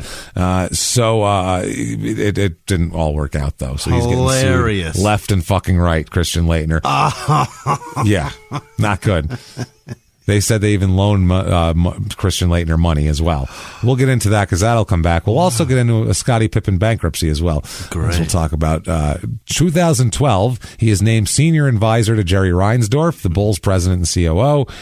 2012 as well. One of his lawsuits is tossed here. He has a bunch of these goddamn lawsuits. This is a lawsuit against the media. This gets thrown out, so he takes it to the U.S. Court of Appeals, who also tells him to fucking get cracking, get walking. So, the judge says, quote, "Since Pippen's opportunities diminished after the statement was made, he believes they must have been diminished because the statements were made. The theory of causation is weak for professional athletes whose earning related to past stardom drop as time passes since their playing days." So he basically said, "You're just losing your heat, Chief. Had nothing to do with these people saying you're bankrupt." It's called supply and demand. You're available, and now we don't care. Yeah. He said, the judge said Pippen failed to make the case that the websites, quote, either knew the statements to be false or were recklessly indifferent to whether it was true or false. Because as long as they think it's true, it's not fucking anything. They can't be recklessly indifferent. They can't be like, a homeless person told me on the street. Yeah, check your sources a little bit, but if they seem reasonable, the judge said, quote, this is from a Supreme Court ruling that actual malice cannot be inferred from a publisher's failure to retract a statement once it learns to be false. You're shit out of luck, asshole. 2013, Antron, he was the oldest of the Pippen clan here, he played college ball for Texas A&M International University. With his bionic legs. With his bionic legs and his laser arm. In 2013, he signed with the Upstate Heat of the World Basketball Association. Not terrific. Poor kid. June 23rd, 2013, Pippen is at Nobu in Malibu. Nobu is a restaurant, fancy in L.A. Hollywood, L.A. restaurant. It started in New York. It was a big deal sushi restaurant that nobody can get into, and then they opened it in Malibu. Yeah, and made it a big deal. Well, apparently there was a man there asking for an autograph from Scottie, and allegedly Scottie responded by spitting in his face, punching him, and then kicking him repeatedly while he was on the ground. That seems like a bad response. That's the alleged, Seems like if you just signed, it would have been faster. Quick. There you go. Hurt your hand less. The Pip. The Pip. 3-3. Boom. Goodbye. Yeah. Apparently the man suffered broken teeth and a swollen mouth, as well as head and back injuries, and went to the hospital. Holy shit. But he ends up being not charged with anything here. Police officials said basically, it's too rich here, and he was in a place where he should have been, and if you ask someone for an autograph at a fancy place like Nobu, they should kick you in the face. I think that was not that that's true, but that's what he would want. Get out of my beach community, you gold-bricking son of a bitch. So, how'd you get in here? Supposed to be all famous people. L.A. County Sheriff spokesman Steve Whitmore offered the following. He said, quote, "He came in to be interviewed about Pippen. He's been cooperative. Mr. Pippen will not be arrested. There's more here than meets the eye." basically, witnesses said the fight started near the valet station outside the restaurant. And they think that this guy might have been asking for it, basically. Right. This guy was trying to instigate Pippen to do this shit. First he was under investigation for assault with a deadly weapon, which would be his shoes, because he was kicking this person. The guy was like 50-something years old. What's the guy's name? Do we have his name? Yeah, I'll get to that in a second here. But, the guy got kicked in the face. Yeah. That sucks. Pippen's a huge guy. You don't want that guy kicking the shit out of you. It would hurt. Yeah. I would feel fucking bad for a guy who got the shit beat out of him by that. But then again, between that, I feel there's a lot of people I feel bad for, Jimmy. Just say that. But not nearly as bad as I feel for Scottie Pippen. What? Owner at Tiger Pop Culture in the greater Denver area. Scottie Pippen, premier customer service sales manager, team leader and supervising manager in Cleveland/Akron, Ohio. Oh, poor bastard. He's killing it at life. So, yeah. Scottie Pippen, HVAC technician at White Good Services. So there's that in Norfolk, Virginia. Scottie Pippen, entry-level food service production associate. Oh, no. Wow. In Columbus, Georgia. There are people that think that's him because he's broke. Yeah. That's the thing. Oh, no, look at that. Look where it all landed. Oh, man. Entry level. Scottie Pippen, transporter in Miami and Fort Lauderdale area. I don't know if he just moves himself to a different time and place. I've transported. Scottie Pippen, owner of Qantas. I don't know if that's the airline or something else. It's in Ireland, so I'm not sure. These are all Scottie IEs, too. Really? And finally, the reason for those articles, by the way, and the reason why he sued a bunch of media companies, Scottie Lee Pippen of Overland Park, Kansas, Scottie Pippen, who filed for bankruptcy in 2005. Oh, no. Yeah, Pippen had checking and savings accounts totaling $102, $1,200 in clothing, and $50 in an IRA. He owed $36,757.74 in phone, medical, and utility bills and an auto lease. The guy had $102 to his name. It's literally Eddie Johnson's situation minus it being a player. Way worse things. Yeah, this is like cousin Eddie Johnson. Right. This would be in Kansas somewhere. Different. This is Randy Quaid. So bad. Yeah. That poor bastard. Yep. Is that why they ran it? Because of that guy? They confused him for him. Oh, that's what it turned out. That's what they found another Scottie Pippen who filed bankruptcy, and it was the same time that they said Scottie Pippen. So they think that got the initial spark, and then somewhere it just ended up being in the thing, and it just got rolled over. That's what they're pretty sure of. It's the same thing as Eddie Johnson. How crazy is that? Did Skip Bayless do this? Oh, I hope so. I'd fucking kick him in the... I wish Skip Bayless would ask Scottie Pippen for an autograph. That's what I would love. No, boo. You know what? Ask him for 2. See if you can get one for somebody else, too. And give him a specific spelling of the name. And tell him what you needed to say. Tell him what you needed to say and see what happens. Jesus Christ. So, there's a lawsuit in 2013 from this guy, Cameron Shavigi, Shafighi. Does he work for TMZ? Well, no. He filed a $4 million lawsuit against Scottie here, alleging that he beat him up outside Nobu, spit in his face, shoved, punched, and kicked him. So, he's suing him for $4 million.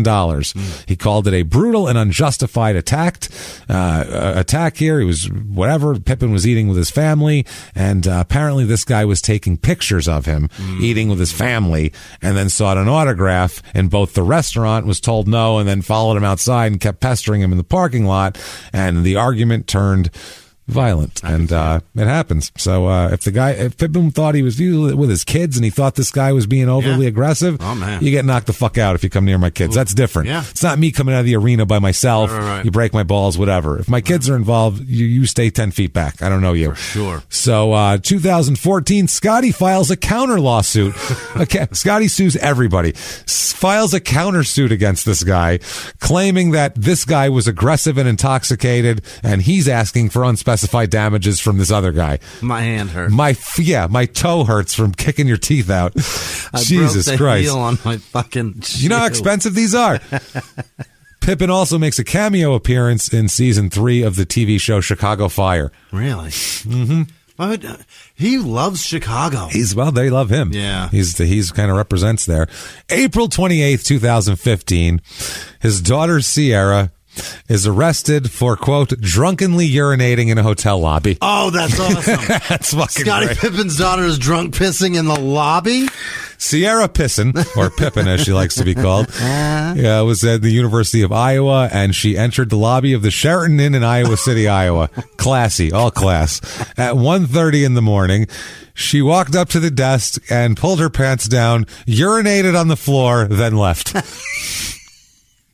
No words. Pulled her pants down, pissed all over the lobby, which it hit that tile. Yeah. It was making sound. So she had piss all over her shoes and fucking pants too that she pulled down. That loud And then she just left. Took off. That is awesome. Yeah, the police records confirm that a, quote, intoxicated female pedestrian, quote, just walked in and peed at the front desk, which is in the police report. It's the greatest thing ever. At 1:29 a.m., she's ultimately arrested for this. She was found in a walkway next to the hotel and appeared to be intoxicated, smelled heavily of alcohol, according to police, and she had piss all over her shoes. Her ankles were soaked. Covered. She was also wearing 2 wristbands from different bars as well. She's been doing it, man. Shit-faced. Hell yeah. They said, visibly intoxicated, wearing from 2 separate bars. She then accused the officers of being racist and refused to participate in a sobriety test. You're right. No, we may be racist, but you're covered in urine. Right. So that's going to supersede racism at the moment. You guys are racist. Yeah, but you pissed everywhere. Yeah, but you pissed in the lobby. So pretty sure Princess Di could go squat and piss in the lobby and she'd probably get arrested for it too at this point. Like, you're good. This is great. I wish I was there. Amazing. Then, once they identified her, they saw her picture. Hotel staff told police they recognized her from an incident earlier in the month. She's a serial pisser. Where she fought with hotel security there and took off and left. Eventually, her blood alcohol level shown to be 0.141, so she's shit-faced enough to piss in a hotel lobby. That's awesome. And then she goes to this place to cause trouble for some reason. October 9th, 2015, the Nobu ass-kicked guy here drops his lawsuit. The Pippen's attorneys said, quote, this man was a complete fraud from the get-go. We're delighted in the fact that it's now been demonstrably proven and that Scottie and Larsa have been vindicated. So it was going to go to trial the next month here. Pippen here, he's suing again. Jesus Christ. Lunn, his financial advisor, who ended up, would he win $11.7 million from him or something? Right. Lunn in 2016 is sentenced to 3 years in prison on multiple fraud counts, including forging Pippen's signature on a $1.4 million loan that Lunn used to pay off personal debts. Unbelievable. Wow. He put Scottie in $1.4 million of debt for himself. Wow. To pay off his house. Whoa. 2016, more Christian Laettner shit here. Basically, according to this lawsuit, Laettner still owes, even in 2016, $600,000 of the $2.5 million he was ordered to pay Scottie back. So Larsa takes to Twitter and calls him out. Quote, at Laettner B-ball. She's fucking atting him. Tagged him. Are you ever going to pay us back, homie? And then again, it's crazy you've been fucking us around forever at Christian Laettner B-ball. Homie, how do you sleep at night? So she is blowing him up. She wants that $600,000. Oh, yeah. Well, she will blow up a spot as proven on October 1st, 2016, when 911 calls of her, or their calls made from this day. First on October 1st here, where she calls the 911 and tells the responder, can you send someone over here? My husband's being really aggressive with me. So the police are called. That's broken up with no arrests. Then October 4th, she had to call back 911. Fort Lauderdale police came over and she said, quote, my husband's gotten crazy with me again. So that was that. So that's 2 times in 3 days police are called for domestic situations. So Scottie files for divorce. He files for divorce. I remember that. I don't, how dare you call the cops on me when I'm trying to be a little aggressive. Yeah. God, he says, quote, this is a very difficult time, or this lawyer said, this is a very difficult time for Mr. Pippen. He's hopeful that the divorce will be swift and amicable. We are respecting his request to protect his privacy. Well, that's good. 2017, February, reconciles with Larsa. They get back together. Take you back? That's right. In 2017, also, he appeared as himself in season 2 episode of the TV show Lethal Weapon, which I did not know they made a TV version of Lethal Weapon. I think that is Donald Glover in it, though. Oh. I think that's true. I might be wrong. I don't know, but I'm that's probably wrong. That sounds terrible. It does. That's not good. He's I a don't great wanna watch actor, that. very talented man. I don't want to see that. I just don't want to watch a Lethal Weapon TV show. That's no good. April of 2018, this is funny. Authorities in rural Arkansas are investigating the theft of more than $50,000 worth of farm equipment from a farm owned by Scottie Pippen. Investigator for the sheriff's department said 2 tractors were stolen from the farm in Hamburg here, and Pippen's family is offering a $2,500 reward for information leading to an arrest and conviction. Pippen owns a livestock farm with his brother there. October 2018, Sophia, his 10-year-old daughter, appears on Dancing with the Stars Junior. Are you serious? I'm dead serious. Want to know who else was on there? Yeah. Okay, we have Trip Palin. Terrible. Trip Palin. We have Hudson West, who I guess is an actor on General Hospital, and a child. Addison Osta Smith, who's a MasterChef Junior winner. Honey Boo Boo is on here. Jason Maybaum from Raven's Home and Freaky Friday. Akash Vukoti, who's the spelling bee participant. Mandla Morris, who is Stevie Wonder's son. Miles Brown, who's in Blackish. Ariana Greenblatt, who's in Stuck in the Middle and Avengers Infinity War. Mackenzie Ziegler, this dancer, singer, actress. And Sky Brown, a professional skateboarder. Anyway, she doesn't win. So there you go. James, it's worse than I thought. She's eliminated 4th. It's Damon Wayans and some guy named Clayne Crawford. But it looks like the first season may have been Stifler. Oh, no. Yeah, that's what it looks like. Does that not look like Stifler to you? That's definitely that's Stifler. Him, right? That's 1,000% Stifler. That's the first season. Then the second season, it looks like it turns into a different guy. He's like, I can't do this. This is embarrassing even for me. Even and I do direct to video American Pie Part 14, and I'll fucking not do this anymore. Fuck Damon Wayans. Fuck. So November 2018, Larsa files for divorce this time. She says, quote, "It is with deep sadness that Scottie and I announce that we're legally separating. We've both tried very hard for a long time to make our marriage work and have ultimately come to the conclusion that it's best that we lead separate lives. We have so many amazing memories together. And we remain the best of friends and love each other very much." So, especially that I remember that I am at least $20 million richer now. Yeah, he's not bankrupt now. 2019, his son Scottie Jr. commits to play basketball at Vanderbilt. Okay. Yeah, he does. Jesus Christ, man. He does well too. Actually, commits, and I was scared. No, we'll talk about it. He does really well for himself. Actually, he's a good ball player. Really? This kid. Yeah, he's going to go somewhere. Now, March 30th, 2019, he's got a house that he can't sell in Fort Lauderdale. He's had it for a decade. It's been on the market. He's got a big thing, a canal that leads out to the ocean. Nobody wants it. Nobody wants it. Sprawling pool, basketball court, gourmet kitchen, game room, media room, waterfront views. Very nice. It's initially listed in 2010 for $16 million, and since then it's been bouncing on and off. It was offered as a luxury rental for $40,000 a month. There, they said though, a real estate person said that it might not check all the boxes for people. The home sits on a couple of lots, but the view is of a canal. Don't get me wrong, it's a beautiful canal, but a buyer with $10 million to spend is probably going to say they can find a better view for that price. That's the problem here. So that's an issue. And they said also that the house was built in 2004 and is relatively unchanged. It's going to have to update it and do all of that. They said many luxury buyers would rather opt for new construction. So that's makes sense. Scottie doesn't understand that. Yeah, he said, I have a home under contract right now that's similar to this one in size, square footage, and features. It's brand new and it's about $11 million. Right. So it's yeah. called location. If you buy that, you got to put $5 million into it, so then you're in. And you got a view of a fucking canal. 2019, more court, more real estate drama. 2019, he is suing a tenant of his home that is renting it, he sues, it's an attorney / comedian named Lindsay Glazer, not Nikki Glazer, Lindsay Glazer with a Z, Glazer. Do we know, she goes by the moniker The Alpha Bitch. Do you know this person? No. Okay. I don't either.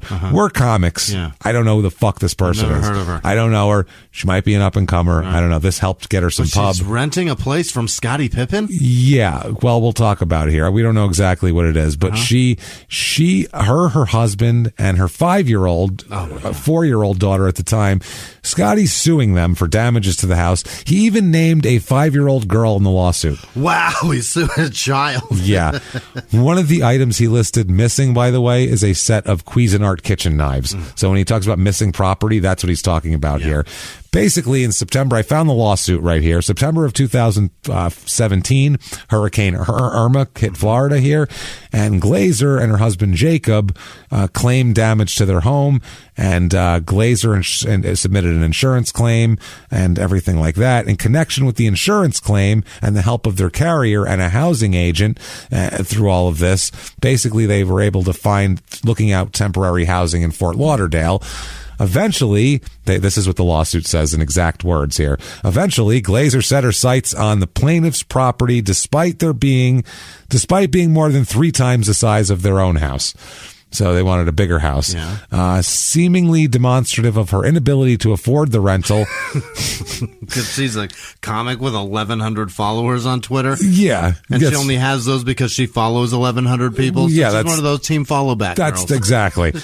So it says Glazer redirected funds paid by Chubb for dwelling repairs to satisfy the initial security deposit, as we'll talk about. Basically, they said that she was supposed to pay monthly rent in the amount of $30,000 a month. Holy shit. What? Whoa. How can she afford that? They're supposed to pay for all utility services during the lease term, and basically that the property is for personal residential use only. Her obligation was to maintain the property in top show condition because it was for sale the whole time as well. Right. In the lease, it says that the property and contents shall be kept pristine condition and not subject to reasonable wear and tear. So you're supposed to live in the house and not live there. Literally, it says it's not subject to reasonable wear and tear. It says this is unreasonable, is what that says here. Wow. They also agreed to get a renter's policy of $1 million or more to cover everything because it's furnished and every shit like that. So she said that she'd surrender everything, blah blah blah. The house was being marketed for $10 million. This is his house that he can't sell, so she moved into it. Now he can't sell it. Why is he friends with? How does he know her? He doesn't. It's through the housing thing that they found this. Glazer assured all parties, this is what it says in the lawsuit, including plaintiff, that she came from a very prominent family, always met her obligations, and would respect the home and its condition and cooperate in all respects. She touted having domestic staff to help, so much so that she rejected having staff familiar with the house in any meaningful fashion. Also, they said that she breached the lease by, quote, neglecting the care of the home, allowing many aspects of the home to fall into disrepair, allowing her domestic animals to urinate on furniture, linens, beds, floors, carpets, and basically anything else they chose. Gross. They have a cat and a lab. Damaging the front gate, damaging the home entertainment system, destroying countless cabinets and drawers, failing to pay rent when due, using the home for commercial use, failing to obtain renter's insurance, failing to pay utility bills when due, literally stealing personal household items, including a Cuisinart knife set and other utensils. Wow. Causing the home to be infected, it says infected, it probably should be infested with insects, illegally using the property for commercial purposes and failing to pay blah, blah, blah. Holy shit. Failure to keep property clean and sanitary, remove all garbage from property in a sanitary manner. All this shit, right? So, this goes back and forth and back and forth. It says at the time the parties were negotiating the lease, it was understood that the lease was not only for Glazer, but also intended to provide housing for her husband and their 4-year-old daughter, together with their domestic staff here. So I can't believe it names the daughter here, which is fucking amazing. It goes on and on and on. They're still fighting in court. I'm sure. She's a fucking nightmare, dude. They're still going back and forth. She's an attorney, so she also knows how to do this type of shit. That's how she makes money. She doesn't make money from comedy. She's a fucking lawyer. She's oh Oh, boy, she's a fucking I saw she was doing like some one-nighter somewhere, and I was like, okay. I looked at her Instagram and her Twitter, and she is fucking annoying. Yeah, so they claim all these damages. In response to the lawsuit here, she started a GoFundMe page attempting to raise $14 to replace Scottie's knives, which is pretty fucking funny. She raised $31 and promised to donate the excess money to charity. Wow. Scottie, there you go. Scottie and his lawyer said that the lawsuit that with her is part of, they said that the lawsuit with her is because they think that she is the family of the Glazers that own the Tampa Bay Buccaneers. That's what they thought? That's what the lawsuit states, that she should be like going to her family for money. She responded, quote, "If I'm a member of that Glazer family, that's news to me. If that were the case, we would have leased for Michael Jordan instead." Which again, pretty good burn, I gotta say. Finally she gets a joke. Something. July 25th, 2019, Scottie's being sued by a woman who claims that she had a relationship with him during his heyday with the Bulls. This is Chevette Valentine. She claims she dated Pippen from 87 through 93 when he was engaged and married and all sorts of shit. She said she would travel to see Pippen when he played outside of Chicago. She racked up a lot of expenses, hotel, car, gas, food, parking, etc., which she claims he promised to reimburse her for. She's suing for $9,999. But claims she's actually owed much more. That's just the most you can get in small claims court. Right. She said she was Pippen's first girlfriend when he moved to Chicago. She claims that she did not know he was married when they started dating or had a newborn baby. She said she became suspicious when one day at his house she saw cases of baby formula. That's when you got suspicious? She said that he said they were for his sister's kid. Yeah. And he bought a bunch for his sister, and she was like, okay. Boy, she's dumb. All right. Yep, and she says that he finally came clean while they were having sex on Valentine's Day of 1988. Oh, in the what middle is that? of it? Oh, yeah, we got... Hope I don't get another baby. Oh, I got a baby! Oh, I'm fucking married! I gotta pull out. I don't want another one of these. I mean, shit. Oh, fuck. I mean, never mind. April 16th, 2020. According to Scottie, he's dismissed as public relations ambassador for the Bulls. He said that they could not come to an agreement on compensation, and that's it. He said, quote, "I didn't really want it to be out in the public, but I'm no longer employed by the Bulls. Probably a good thing, right? I'd like to associate myself with winning, because they've sucked for a long time." Oh, boy. Scottie Jr. in 2020, he's the point guard for the Commodores of Vanderbilt. He's named to the All-SEC freshman team after averaging 12 points a game in his freshman season. It's fucking outstanding. Yeah. So good for him. Preston and Justin both play high school ball at a prestigious prep school with Shaq's kids, and some other NBA player too. I can't remember. Sophia Pippen, who is the Dancing with the Stars junior, she's signed to Wilhelmina Modeling Agency, and they said that she's doing very well. She wants to pursue a career in modeling. Can't get enough Scottie Pippen. There's tons of Pippen merch. It's everywhere. It's all over the place. Watch The Last Dance if you want to see, Michael Jordan kind of throw some shade at him and just be kind of shitty to him in general. And if you want to just see what he's up to, you can follow him on Twitter where he's at Scottie Pippen, and it says Father, Hall of Famer, 6-time NBA champion, Olympic gold medalist, 50 greatest. Sounds pretty good. Yeah. He follows 65 people, and he is being followed by 589,900 people. He's doing great. He's doing great. Who knows? He maybe even sue us or you. Who knows? You never know when you're going to run children. Or your children. You just never know. I'm surprised he didn't sue her dogs. When he's going to, Fluffy, the Labrador, and Scratchy, the kitty. They shit on my rug. They shit on the rug, and I don't care for it. So that's Scottie Pippen, everybody. Unbelievable. Holy shit. Scottie Pippen. Wow. He's a dick. He's kind of a dick. He's kind of a dick. Like, you expect it. It seems like he was fine until Jordan left, and then he turned into an asshole after that. That's what I mean. That's why it was grace. That's in terms of like how he's perceived. The perception why he doesn't of respect women, though. You know what I mean? I don't know that. I don't know if space and stuff. That's like just a culture of sports of like that's just how the guys are and they talk. Maybe he's an alpha bitch, or maybe he's an alpha bitch. So either way, that's Scottie Pippen. Yeah.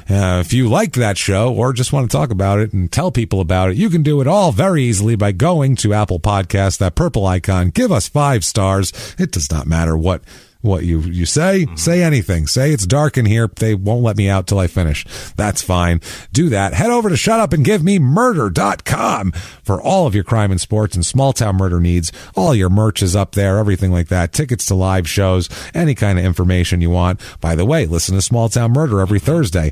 The last couple, that's a good place to start. They're solid. They have been insane. Yeah. Absolutely insane. The redneckery and hillbilly and fucking bonkers crazy shit that goes on. Panhandlery. Listen to it. It's awesome. Check that out. Also listen to P.S. I Hate This Movie every Friday, where my wife and I make fun of romantic comedies. We're doing The Room this week, which is not a romantic comedy, but it attempts to be romantic and it's unintentionally hilarious. So we're going to watch that. Check all that out. That'll be a good time. Also, you can be a member of this show, basically. Follow us on social media first here, at Crime and Sports on Twitter and Facebook, at Small Town Murder on Instagram. And if you want to be a hero of ours, a producer of ours, and if you want to have access to all sorts of cool bonus stuff that we do, you can check out, because you get, if you're a patron here, $5 or above, you get access to the bonus materials for Crime and Sports and Small Town Murder. Right. There's lots of stuff. So you can go back, let's say we released in the Small Town Murder feed, if you want to go check it out, the all-violent felon edition of the Prisoner Dating Game. So that's out for non-Patreon people. That just gives you an idea of what we do on Patreon. It's a lot of fun. So funny. So fun. This week on Patreon for Crime and Sports, we are doing stories about my friend Rod Beck, the baseball player. You guys have asked a lot about it. So Rod Beck stories this week. I'm going to tell you guys some fun stuff. Check all that out and come see us. And if you want to be one of those people, one of these fine people that we're going to talk about, you can do it very easily at patreon.com/crime and sports, or you can just head over to PayPal, make a one-time donation using our email address there, crimeandsports@gmail.com. That doesn't give you the bonus stuff, but that'll just mean if you're a nice person, you feel like dropping a couple bucks on us, you can do that. But what I need right now, I need it like bad. Jimmy, hit me with the list of the greatest fucking people on the face of the earth. From the foul line, Jimmy. Drop it in the hole. This week's executive producers are Clay Thorson, Danielle Ogilby, Nick and his wife over at Buck Trucking. Thank you guys so much. David and Evelyn Turcule. Evelyn, it's Evelyn, not sorry. David, your wife loves you. She loves you. Stephanie Thielbar, Cody Beretta, Elizabeth Spearman, Melissa Turner, Amanda Berry, not the one that was kidnapped, I'm sure. Total Axe in Michigan. They're in Detroit. Chris Ross. When this shit's over, you guys start patronizing small businesses, especially Total Axe up there. Go throw axes. It's literally some of the most fun I've ever had in my life. Mark, you 7-foot behemoth, thank you for getting Ian McLung into the show, and hang in there. He's got, I'm not going to get into his personal shit. He's got some things happening. Hang in there, Mark. Jack and Carolyn, happy anniversary. I think it's Caroline. Cecilia Carter, Adrian DeWitt, Megan Bonstetter, Shayla Iticheria? No. Jordan Bennett, Jens Rippey, Jason Villaramon, Matthew Tipton, Amber Mackey, Emerson with no last name, Ashley Taylor, Aaron Taylor, Denise Anderson, Savannah McKinney, Tara Ziegler, Michelle, Finling, Jessica Rivero, Sarah Click, Tammy Massman, JT Ballum, Rob Swanson, and Keith Navarro. Thank you guys so much for everything you do. Amazing. We can't do it without you. Other producers this week are Donna Sittler, Carrie Gage, Taryn with no last name, happy birthday, Alan Moody, Thomas Smith, Danica Ulrich, I think, Elizabeth Herrera, Matt Lyons, Heather Briggs, Amanda Coleman, Graham Wilson, Sarah Fox, Brooklyn Parks, James Martyr, James Carter, Paige with no last name, Liz Vasquez, Susan Nova, Scotty Hatfield, Laura Ferguson English, Jennifer Day, Ryan and Sarah Webb, Ali Santarelli, maybe, Rebecca Kunzel, I don't know, Patricia Arcan, Janice Hill, Peyton Meadows, Carl Kirshner, Andrea Webster, Mitchell with no last name, Evan Lee, Tony Santos, Amanda Knight, Tracy Renninger, Anthony Ryan, Juna Leisty, Mary King, Ryan Shank, Gary Howard, Yaviani, Lorenzo, Krista Walker, Emmanuel. Hey. Rodriguez, Rachel Lamptey, Christina Lambert, Dawn Dickman, Amy Yell. She donated both ways. Thank you, Amy. The Pattersons, Sean Beth Zaida? No. Beth Zaidir? No. Beth Zaida and Esmeralda. That's who it is. There you go. Austin J. Henry, Brennan with no last name, Tammy Robinson, Trey Valkanar, Lee Dudley, Dooley, Samuel Crouch, Carolyn Krieger. That's a tough one. Chloe Carlson, Hannah Bevins, Amanda McDowell, Autumn Uplinger, Lauren Gray, Mina Smith, shit. Jude Kendall, George Lopez, he had to put his dog Karma down. Oh, I saw that. I'm sorry. I'm sorry, George. Or Jorge. That's probably Jorge. Yeah. Louise Rayfield, Elizabeth Leatherland, Autumn with no last name, Steve Schnell in PA. Thanks, Steve. Nick Letourneau. Thanks. By the way, Mary Kay Letourneau's son's name is Nick. It is. I don't know if it's the same dude. Well, if it is, I really hope it is. And Nick, I hope you're thriving, buddy. Yeah. Patrick Haggerty, Marissa Levine, Dove Harper, Toby Moulton, Pamela Camel. Alexandria Bracken. Wow. What is happening? Brakanovich, I think. Abby Green, Emily with no last name. William Perry, William Northcutt, Angela Reynolds, TJ Mack. Thank you, TJ. Megan House, Mike with no last name. Iggy? No. Iska? Oh, 1564 Ventures. I tried to pronounce numbers. Jackie Sukup, Aiden Toth, Dave in Salt Lake City, Kelsey Burton. Why was that so hard? Niraj Vijay, CJ McAndrews, Jenny Mello, Matt Wilson, Gene. I was doing so great. John, Jean, Deer, Carl Weber, Hafid Cristobal, Mike Szymanski, Eve Fry, Lou Bush, Christina Cassidy, Amber Adams, Jacqueline Payton, Martha Egler. No, Engler. Running easy ones before that. I know. Pixie Gamers, Hunter McCarthy. I can't get the easy ones either. Cat Ferguson. Nick. You're a disaster, Jimmy. Fleming or Fleming? I think it's Fleming. More likely Fleming than Fleming. Right. I've heard that name more. Sharina Sweeney, Daniel Pinenberg, Josh Elul, Eric Bryan, Nick Klug. Wheels are coming off right Luke now. Banks, Eric Frick, Kristen Minnis, Bolts R. are Vincent. shooting off to the side of the road. Tim Carr, Michelle Council, Marianne and Paul Carnes, Larry Dunn, Dave with no last name, Adriana Tumasayan. Nope. And there goes the white wall.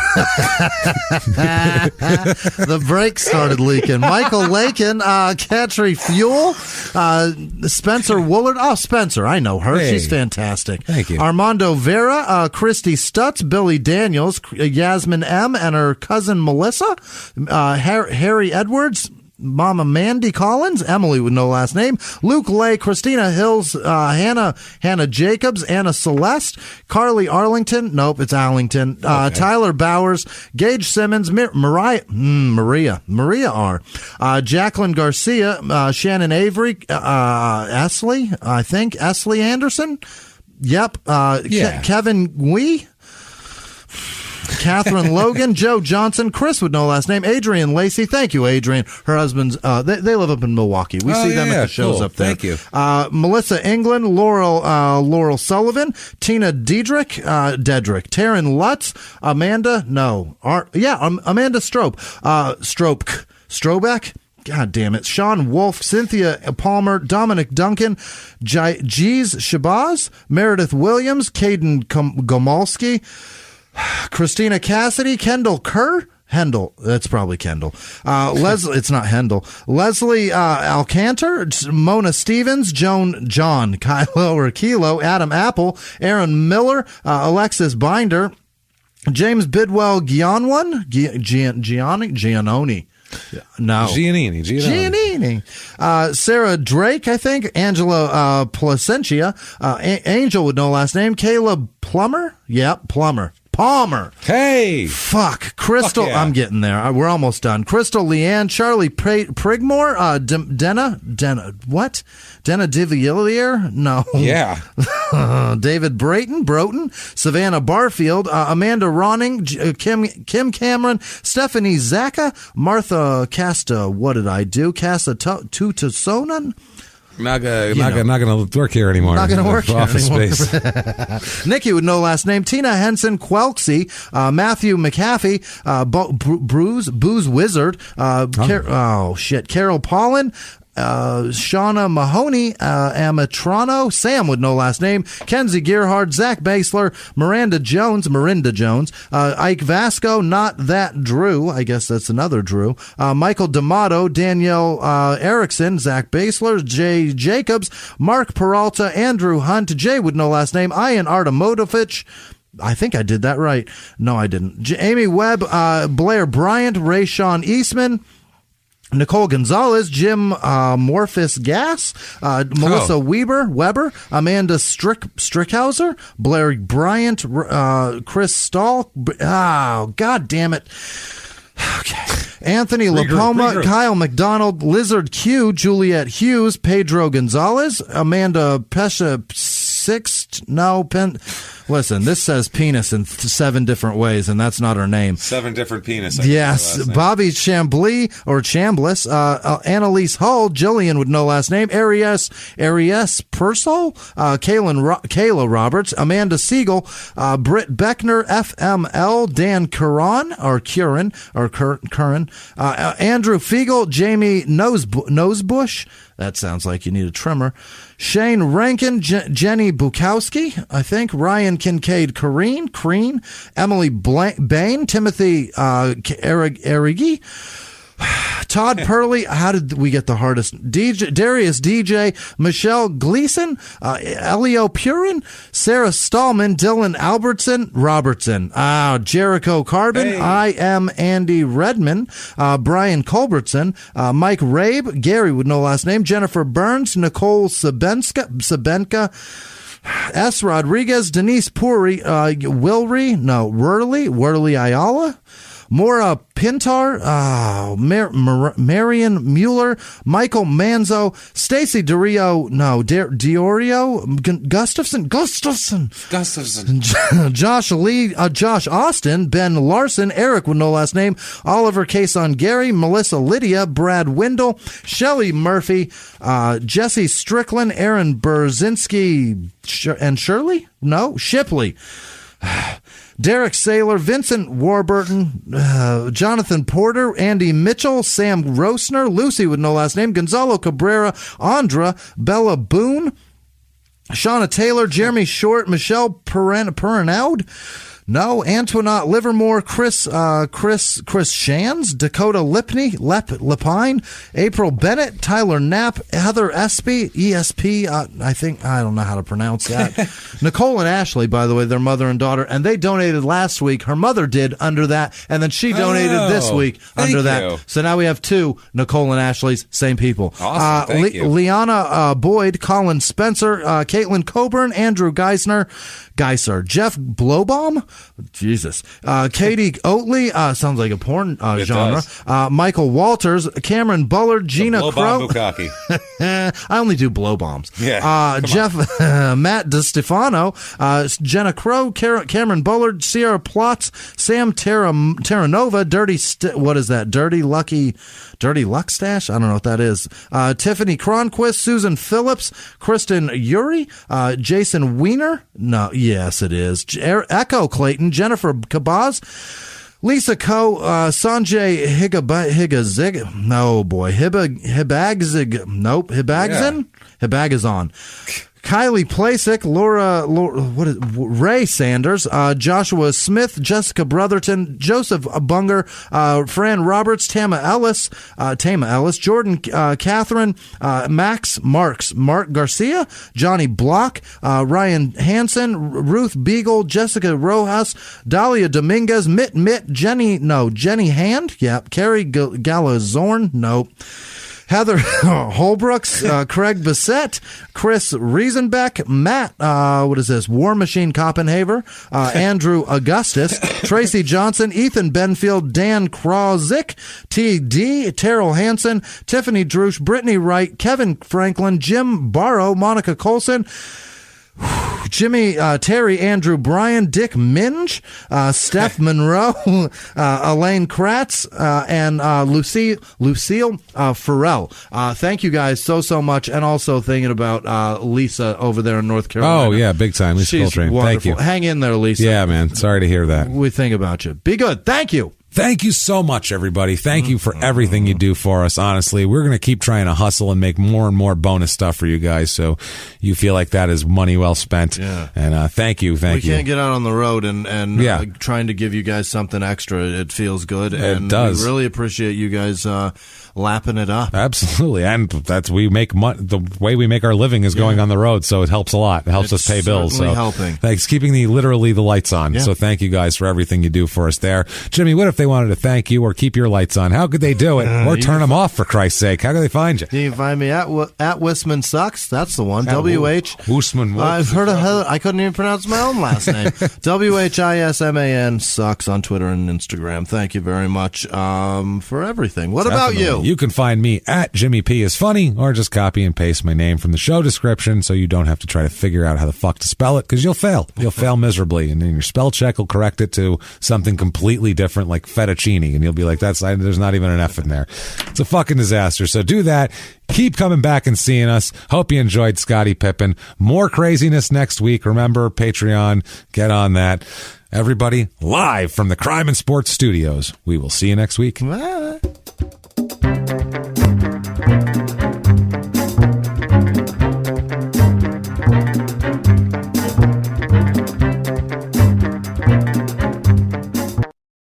If you like crime and sports, you can listen early and ad-free now by joining Wondery Plus in the Wondery app or on Apple Podcasts. Prime members can listen early and ad-free on Amazon Music. Before you go, tell us about yourself by filling out a short survey at Wondery.com/survey. In the 1980s, a rosé swept the country. Hey, Mike, I really like this White Zinfandel. Well, good. Now put it down. We're going to try another one. White Zin became America's top-selling wine. But most don't know that this sweet drink has a sour history. What began in 1986 with counterfeit bottles, A big fraud, a multi-million-dollar fraud, sent investigators chasing one of the most powerful families in the business, the Licciardis. But the closer the feds got to them, the more dangerous things became. It's a story of deceit. At the time, I was paranoid. Threats. You touch my kids, I will kill you. And murder. with a .22 caliber bullet to the head. What started with a scheme to mislabel wine spilled into a blood-soaked battle for succession. Welcome to Bloodvines. You can binge listen to Bloodvines exclusively and ad-free on Wondery Plus. Join Wondery Plus in the Wondery app, Apple Podcasts, or Spotify.